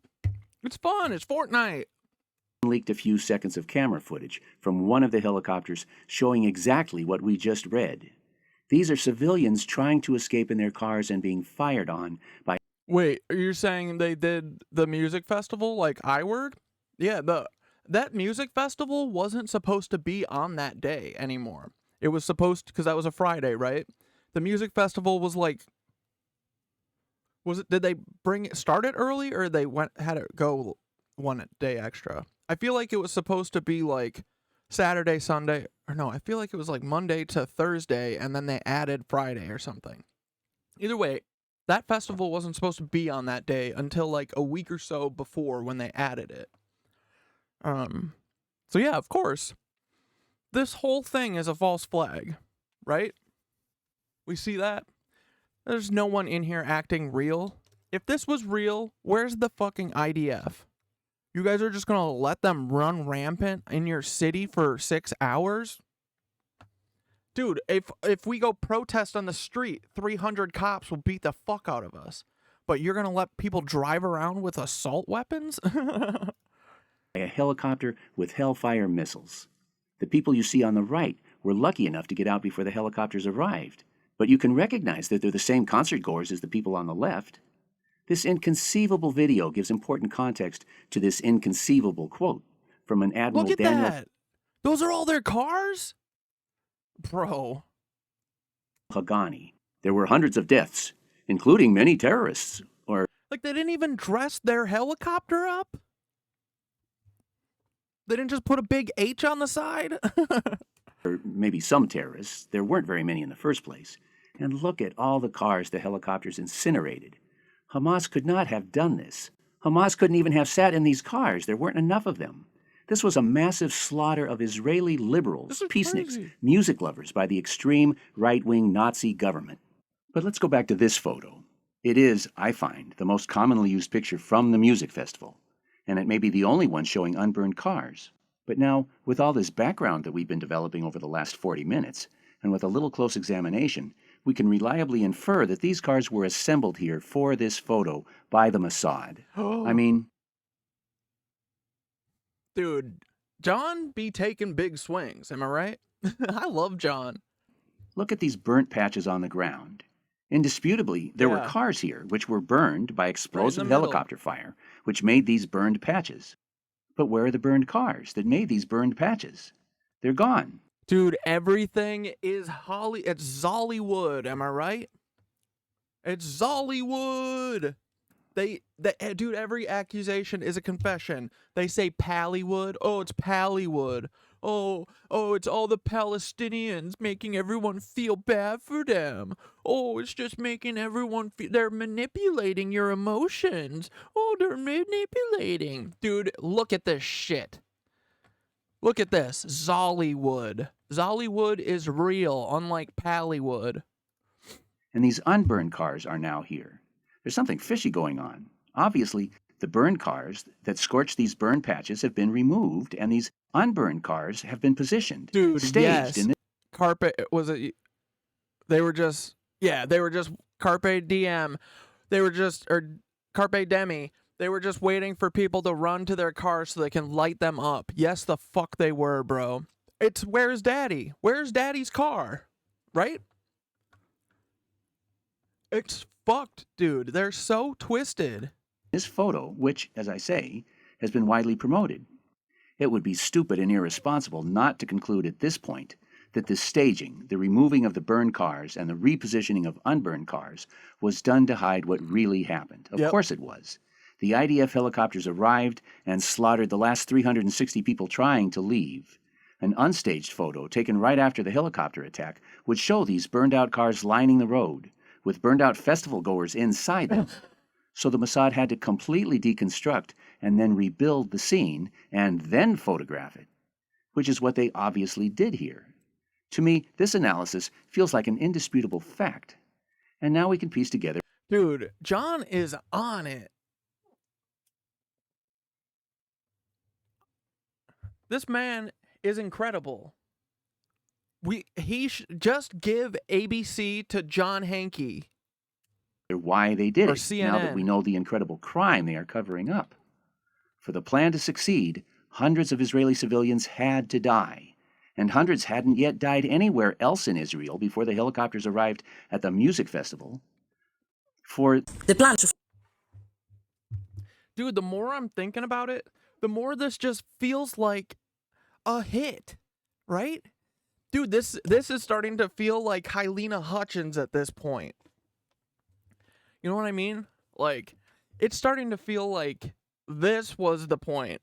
Was to get rid of these annoying ass free love people. Well, they would. Dude, they would for sure. Flat in Gaza. To succeed, the people in these cars had to die. They just attacked all of their cars? What, they think that the Hamas brought their cars and parked them there? That's crazy, dude. Their fake story doesn't even make sense. War crimes. That's what I mean. They don't even care. It's just the arrogance, right? It's just straight up arrogance. Happening, and our governments, it feels like they are siding, with Israel. What has Israel got over the UK and the US that is allowing this to happen? Blackmail. Blackmail videos with children and doing far more bizarre things. It's horrendous. Great question. In fact, she's asking how one tiny tail manages to wag two dogs, one of them a superpower. I want to try to answer that question, but to do that, I need to present some history, the short version for now. Really, it needs a whole nother video, but let's see what we can squeeze into a few minutes. In 1917, Arthur Balfour, the British Foreign Secretary, acting on behalf of the British government, wrote this semi-well-known Balfour Declaration, promising Lord Rothschild, the most powerful banker in Britain or anywhere, the use of Palestine as a national home for Jewish people. This promise was not made to the Jews. It was not addressed to the Jews. It was addressed and made to the Rothschilds. But as because that's what it's all about, folks. I-word is just Schmittler's wet dream, and it's literally Lord Rothschild's wet dream. And we are still doing it for them. Look at that. Isn't that amazing? Like, yeah, Germany should have fucking paid for what they did. And that should have been giving half of Germany to the fucking Jewish people. Because that's where they were. You know? If this wasn't a big scam, if this wasn't a big hoax, if it wasn't just a big fucking fable, a fairy tale, a nightmare more like, if it wasn't just a big fucking fakery-dakery-do, then they would have fucking done that, you know? They would have done something that wasn't just exactly what Schmittler wanted them to do. Schmittler wanted them to go away. And then after the war, they are still going away. It sounds like the bad guys won. So, dude, how has it taken this long for us to realize? But, like, I will never unsee it. They are national Zionists. And they worked hand in hand with the business extremists. You know? The frickin' HW Nancys. The Mormon Nancys. They're all fucking Nancys. I don't care what their religion is. Their actual religion is to capital. JFK wrote to his father in 1939, Palestine did not belong to the British. It wasn't theirs to give. So how do we explain, then, that the British felt compelled to commit this JFK wrote to his father. His promise was not made to the Jews. It was not addressed to the Jews. It was addressed and made to the Rothschilds. But as JFK wrote to his father in that was JFK wrote that it was not theirs to give away. Dude, we fucking deserved JFK so bad. We needed him so fucking bad, bro. And there's literally no reason that he should have been a good dude. And look, he was, and they fucking did that. They did the thing to him. 1939, Palestine did not belong to the British. It wasn't theirs to give. So how do we explain, then, that the British felt compelled to commit this monumental act of thievery, stealing an entire country from its people, the Palestinians, and giving it away, again, not to the Jews, racism, but to the Rothschilds? Well, a little background. 100 years before Balfour, in 1825, the Rothschilds took formal control of the British economy and state, taking over the Bank of England. Open, formal domination of all things British. This was not the Jews who did this. This was the Rothschilds. 4 years later, in 1829, the Rothschilds formally declared their intention to take over Palestine, and they demanded that the Turkish Sultan sell it to them. Dude, put John Hankey in the fucking National Archives right now. Put him in the National Public Library. Put him somewhere up high on a shelf and don't let anyone fuck with him. He is perfect. We deserve John Hankey too. What are you gonna do? Pew pew John Hankey in the middle of Dallas in broad daylight? What do you say? Talk. She won't talk.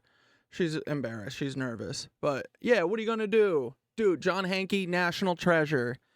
I have never seen this. Again, this was not the Jews making this demand. It was the Rothschilds.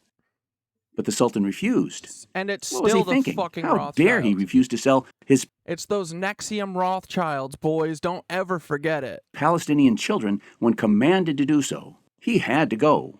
So, in 1914, the Austrians, longtime slaves to the Rothschilds, started World War I. To do what now? Oh, to bring down the Sultan. At the very end of this war, the British, who had been under 100 years of Rothschild domination at this point, for no particular reason, ordered 100,000 British soldiers into Palestine. After 3 years of the brutality of World War I, these soldiers were desperate to return to their families. Their families were even more desperate to have them return home, but who cares what they wanted, not their government. So the British government sent 100,000 soldiers to invade and occupy Palestine, and immediately, I mean immediately, handed it to the Rothschilds, even though it wasn't. There it is, boys.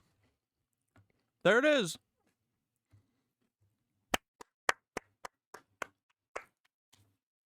Good job. Everyone who is a Zionist, you are a Rothschild dog. Just so you know. You're a Rothschild dog who makes no sense. You're a Rothschild dog who also is a Hitler dog. You are a dog for both Hitler and the Rothschilds, who are both national Zionists. Nat-Zios, if you will. Oh, boys, we are going to run our mouths a lot about this, aren't we? We're going to talk about this a lot. We're going to run our motherfucking mouths. If John Hankey is standing up here with his whole fucking chest, then I'm doing the same. These Rothschilds have to go. It's the Rothschilds who are doing the shit to Jesse Setebor. The Rothschilds are the Bowers. They're all the same. They're all fucking rats. They're all in the Luciferian Brotherhood. Oh, hey, hello, I'm in the Luciferian Brotherhood, and I'm gonna diddle the kittles. Hey, I'm really scary. I'm the Luciferian Brotherhood, and we have, Queen of Darkness, did you know?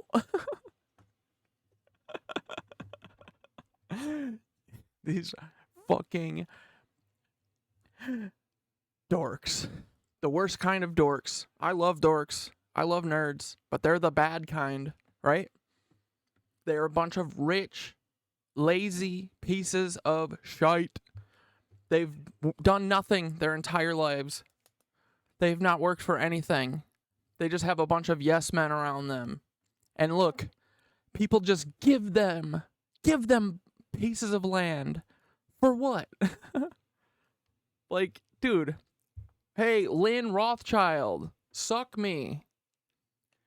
I'm going to make Alan Dershowitz give up more of your dirt. Because y'all did Nexium, right? Like, you guys worked with the CIA Dalai Lama? And, like, what? You helped get the Dalai Lama some young kids to suck his tongue. And then what? What did you get in return? I gotta know. What did Keith get from the Dalai Lama? Suck my tongue. Anyway. Wasn't theirs. Again. Fuck the Rothschilds. This is an anti-Rothschild motherfucking stream. If you're a pro-Rothschild boy, you're in the wrong place. Sorry if I confused anyone. But we do not fuck with Nat Zeo families like the Rothschilds. You heard?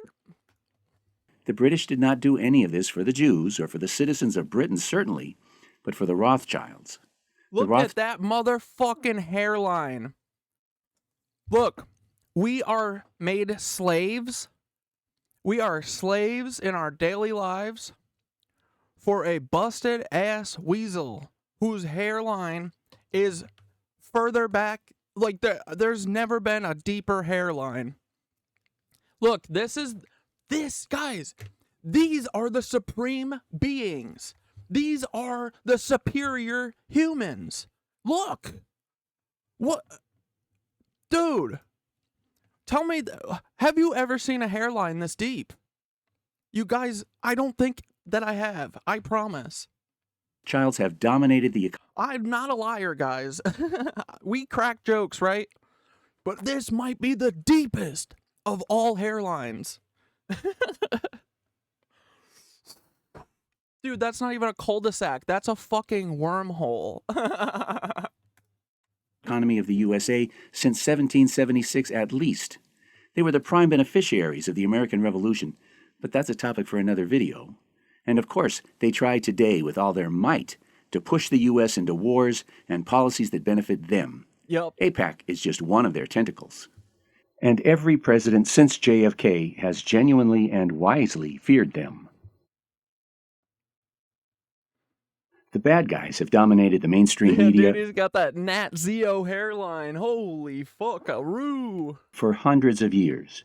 Steve Bannon founded Cambridge Analytica, a military disinformation war machine. Dude, and they now control most of the so-called alternative media. So who can you trust? For example, are these stories real? Well, you can check. Pick 5 words, put them into Google in quotes, and the search will bring up the original article if it exists, and you can read it for yourself. Now you know. Go out and defeat the machine. Dude. On 9/11, we obviously have a few things which, for historians, are now bizarre. We need to investigate them in more detail. One thing, is the World Trade Center 7, which collapsed. That is well known. Another thing, maybe less well known, is the so-called put option issue. A put option, for those who are not active on financial markets, is a bet that a share will fall. Okay, you for instance buy shares of Lufthansa, an airplane, and you say, okay, I think this company is doing great, and all you hope for is that the shares are rising. That's the normal, investor thing. But people don't know that you can also bet on a share that is falling and make a profit from it. And for that you need a put option, because actually your speculation is then that this share is going down, and if it really does, you get a lot of money. That's the framework. Now on 9/11, we can show that you have put options on American Airlines and United Airlines. And these are exactly the two companies which were involved because their planes were used for the terrorist attack. Dude, the arrogance. It's crazy. They just said, I don't give a fuck if anyone sees this. I don't care if anyone sees my put options on these fucking airlines that are about to hit a tower that no one else knows about. They do not fucking care, dude. I have a colleague here in Switzerland. He's in Zurich, at the University of Zurich, and his name is Professor Mark. Dude, is it Switzerland? Does Switzerland need to get vaporized? It feels like all these weirdos are from Switzerland. Correct? What the fuck is going on in Switzerland? Is it just a P-word paradise there? Are they obsessed with children there? Y'all let me know. Is that where the chocolate is, or is that Netherlands?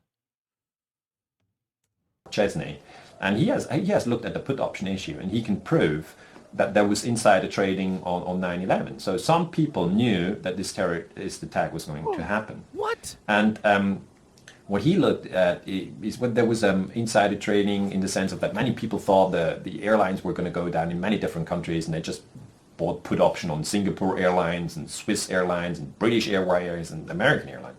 Now that's not the case. It's just on United Airlines and American Airlines. So that's very specific foreknowledge that you need to actually pick the right airlines. They said, like, why wouldn't you just put a couple put options on the other ones just to not be so suspicious? Nope.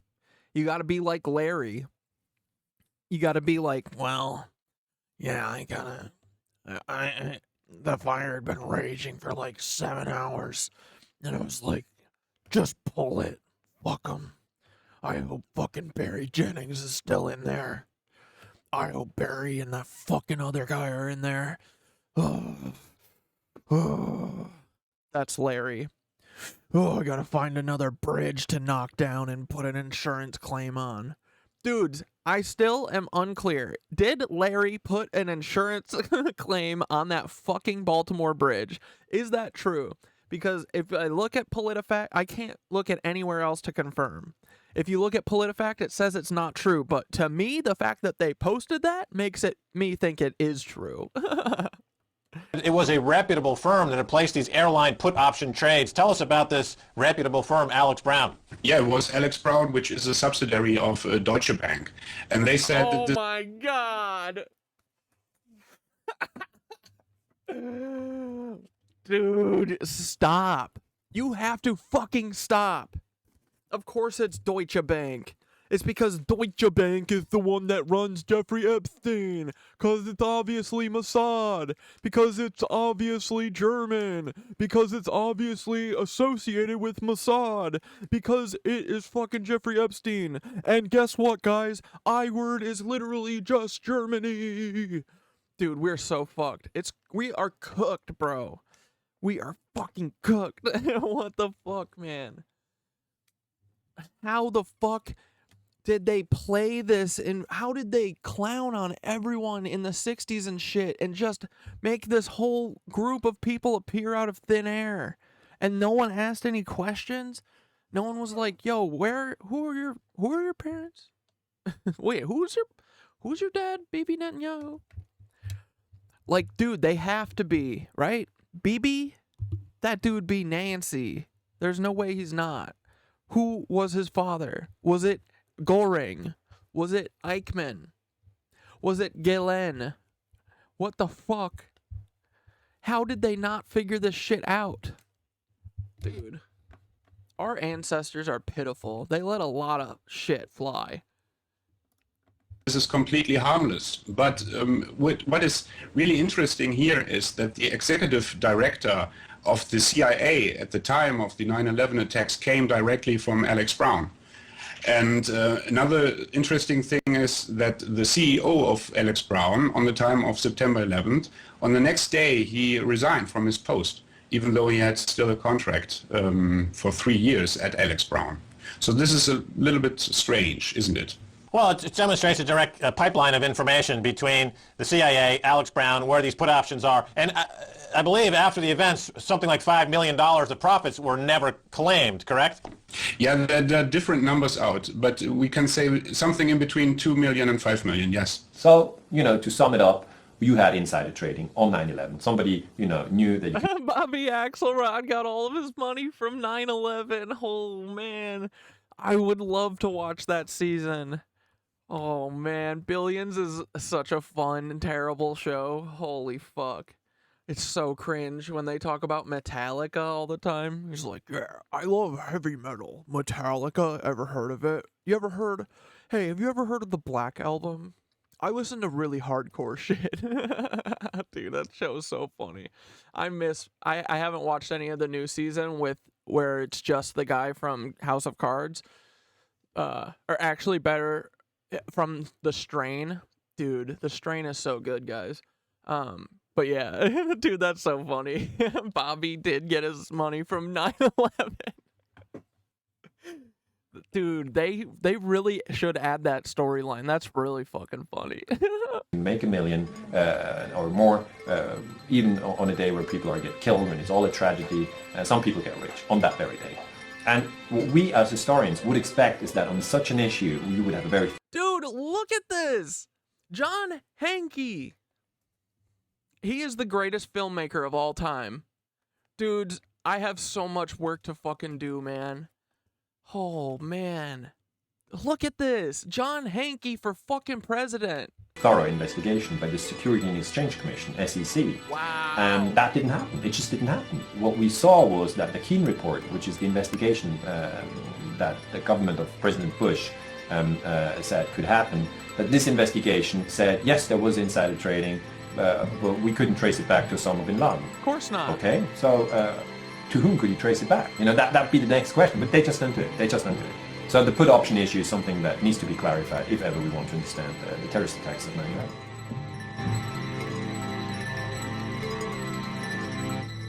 It would be the most extraordinary coincidence in the history of mankind. If it was a coincidence, this could very well be insider trading at the worst. Most horrific, most evil. Fuck, what is that last word? Oh, most evil use you've ever seen in your entire life. It's absolutely unprecedented.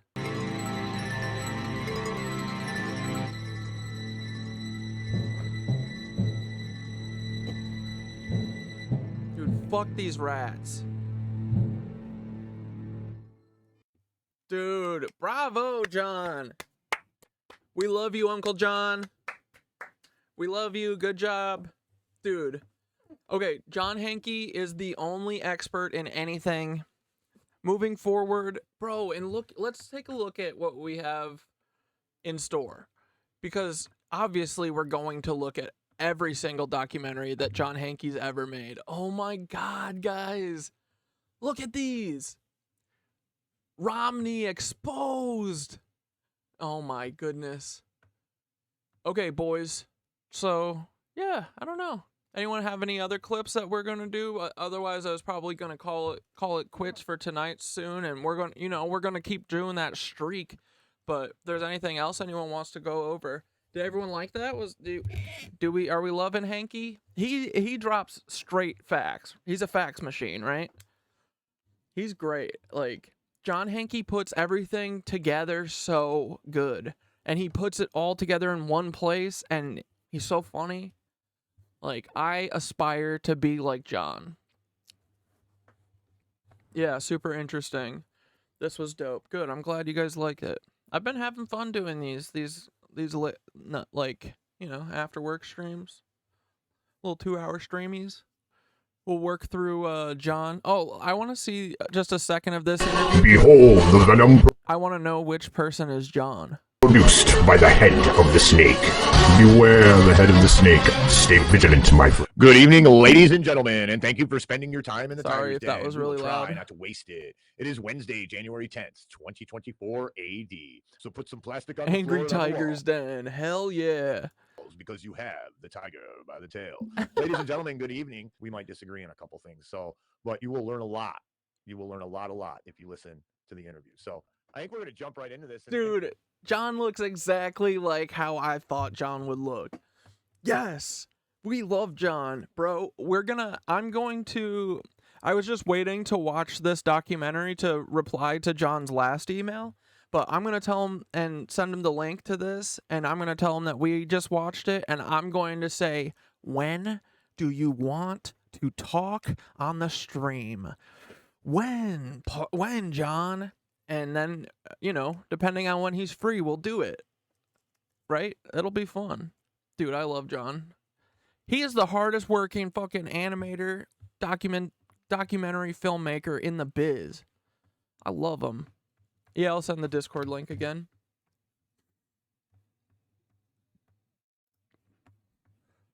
But yeah, does anyone have any links that we want to watch? Did we say that we would go through anything else that we want to look at? I'm just trying to kill 5 minutes so that we can hit 2 hours, and then we'll probably call it quits. And then you guys will be dismissed to enjoy your Friday evening. Anyone got any good plans for the weekend? We doing anything fun? I'm gonna be making content. I'm gonna be making that content. Okay, there you go. There's that. And then Usagi Bunny, right? Was grinding in the Miro I saw earlier today. I didn't get to hop in it at all. But if anyone wants the Miro link, here I'll share that real quick. And dude, Bunny, you are crushing this. Where's my...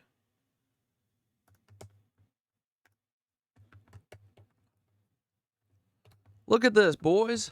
I was going to hop in and do some more aircraft research once we close up here. But we're getting it. We're getting it. Look at what Bunny was putting in here, dude. George Tenet. All these years. This is awesome.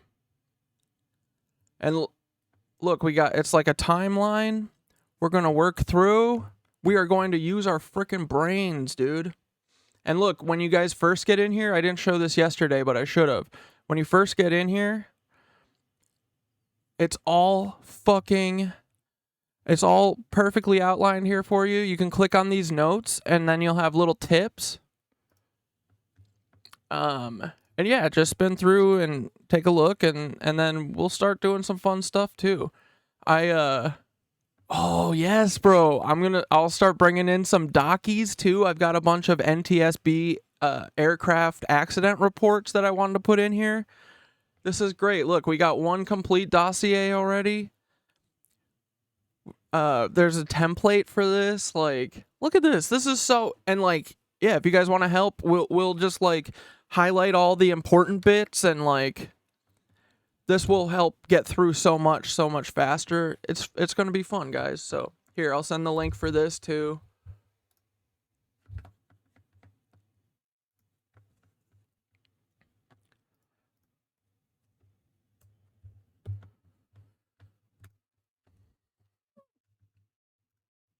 But I found a crash that backs up your crashing right after takeoff. Dude, yeah, it's like there's a bunch that are right after takeoff, and then there's a bunch that are right before takeoff. Hi, chat. Fuck yeah, let's go. That's funny. Yeah, dude, this is so cool. I'm really stoked about this. Like, I feel like it handles... OBS is fucking with it a little bit right now, but it handles all this shit really fast, just as fast as like Obsidian. As I'm saying this, it's like lagging, but it's just because of OBS and streaming. But yeah, dudes, no pressure, but if anyone wants to help, we're doing this, and then we can start.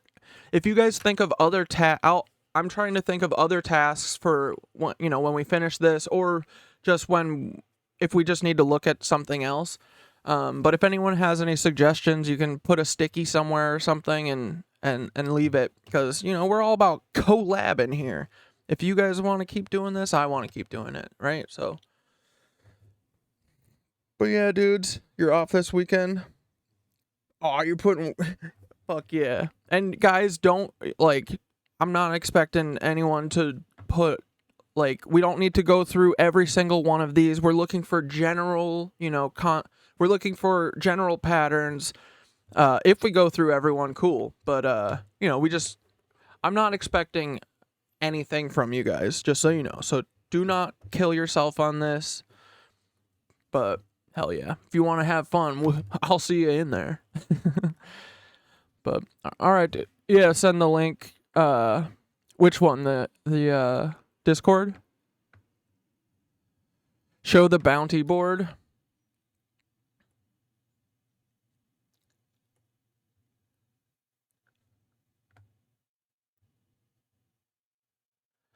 Feel free to reorganize anything if you have any better ideas. The bounty board is meant to be a to-do list. Oh, great, great. Potential political targets, identify non-target victims, make target infographics, victim dossiers. Oh, cool. Gary Caradora. This is awesome. Agency research. Okay, cool. So this is where I'll add, if we think of other tasks or like side quests that we want to go on, we can add it here, right? Yeah, Patsy, shot callers, co-conspirators, BBEG org chart. Oh, sorry. Yeah, you got a Cap? Okay. Are we streaming the movie tomorrow? Yeah, let's see. What do we want to do tomorrow? Do you guys want to watch 5 Broken Cameras tomorrow, or should we do like a Sunday? Trying to think if,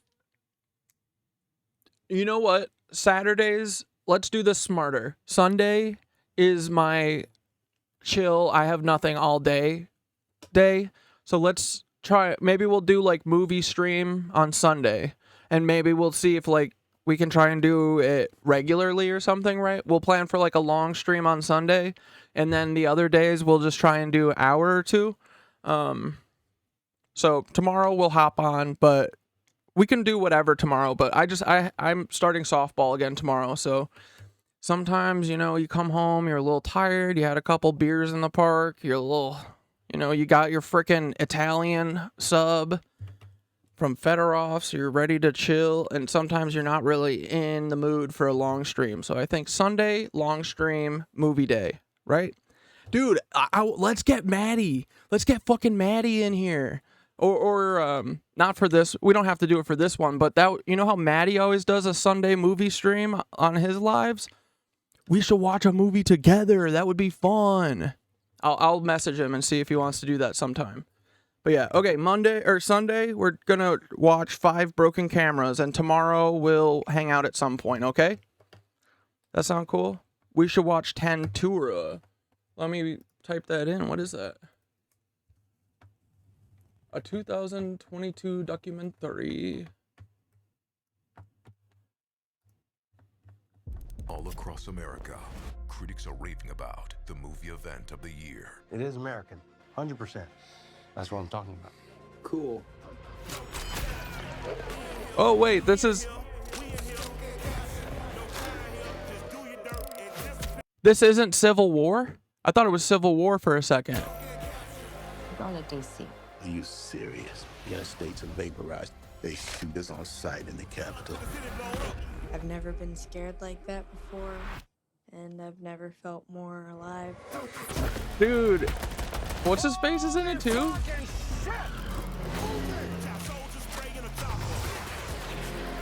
You watch. Soon as DC falls, they'll turn on each other. Wait, isn't that line from Civil War? Oh, it's an ad for Civil War. Dude, I'm so fucking stupid. I was about to say I thought this was an ad for Civil Okay. Yeah, it's time for... Yeah, it's Friday. Okay. Dummy. What a dummy. קוראים לי טדי קץ, היו לי כמה אירועים מוחיים, אני לא בטוח שאני זוכר את הכל. האירוע הראשון היה סביב הסיפור הזה. He's totally nuts. השכחתי את הדברים. אנחנו עם טדי קץ גמרנו. לא דיברתי עם אף אחד על זה. מה, אני אספר לה שאני הייתי רוצח? כאן הם אמרו את זה. Dude, what the fuck is this? Yeah, this feels like us. Dude, I'm telling you guys, I am looking for my... I want nothing more than a sacred old box of tapes with somewhere in there is the evidence to someone's fucking murder. And I want nothing more than to have to go through all of that for 20 years by myself. I want a box like that. If you guys find a box and you want to give it up, you let me know, okay? I'm looking for one.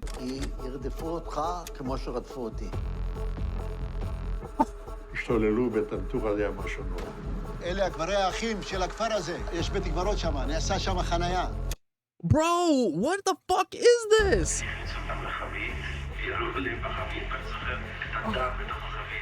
זה לא האופי שלנו.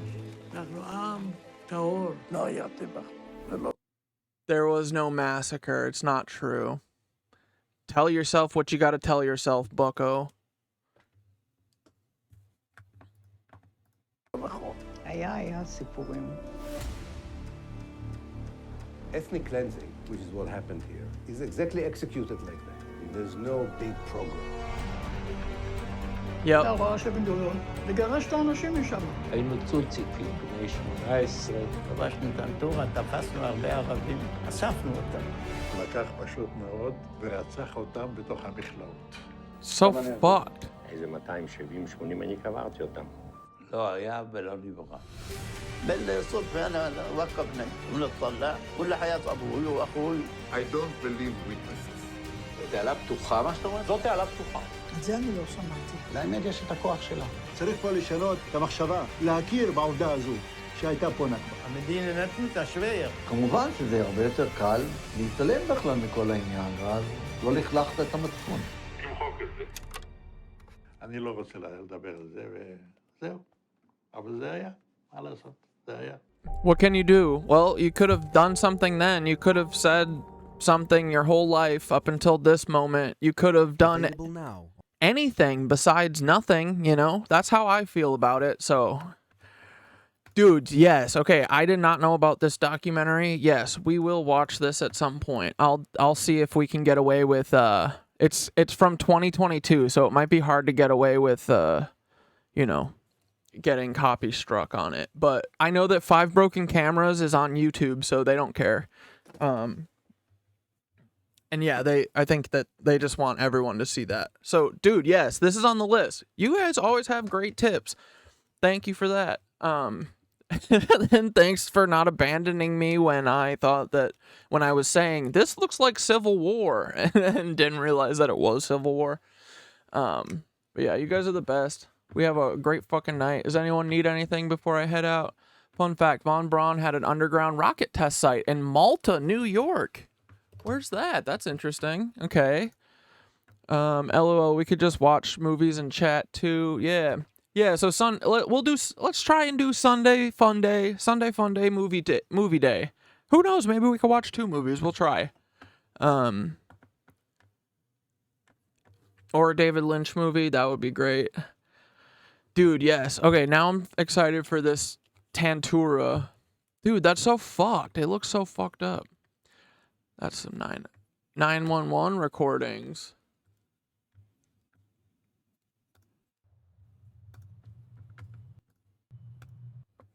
Okay, I'm gonna save this. Dude, oh, so that box of footage that he got is all footage from that. Oh, man. I don't know if I want my box that's given to me to be a genocide. A murder? Okay. A genocide? Ugh. Why can't people just be normal, dude? What is this? What is this fucking... I don't get it. When did all these fucking monsters appear? It's like so crazy. How do people not look at other people and see themselves? Like... How can you be this brutal? How? I don't get it. It doesn't make sense to me. But, all right, boys. And my gals. Mostly my gals, since it's 64 to 36%, you know? The boys is a goof. But I see all of you. I appreciate all of you. I'll see you guys in the chat. Or in the Miro. And I'll see you guys tomorrow. We'll do tomorrow afternoon. My softball game's at like noon or something, so I'll be home around 3 or so. Maybe we'll hop on around 3 or 4 or 5. All right. But ta-ta, guys. Thanks for hanging out again. I appreciate this. I love doing this. This is really fun. I was scared a week ago of doing this, and now I feel like loose. I feel like we're having fun. We're moving and grooving, right? We're getting it. But all right, guys. Ta-ta, have a great night. No, you guys made my day. And I'm going to look into the olive branch thing, okay? You know me. I'm not trying to be a meanie. I'm never a meanie. But I'm also not going to do my due diligence, and I'm not going to be pressured into doing anything ever. You know? So, but love you guys. Have a good night. Appreciate ya.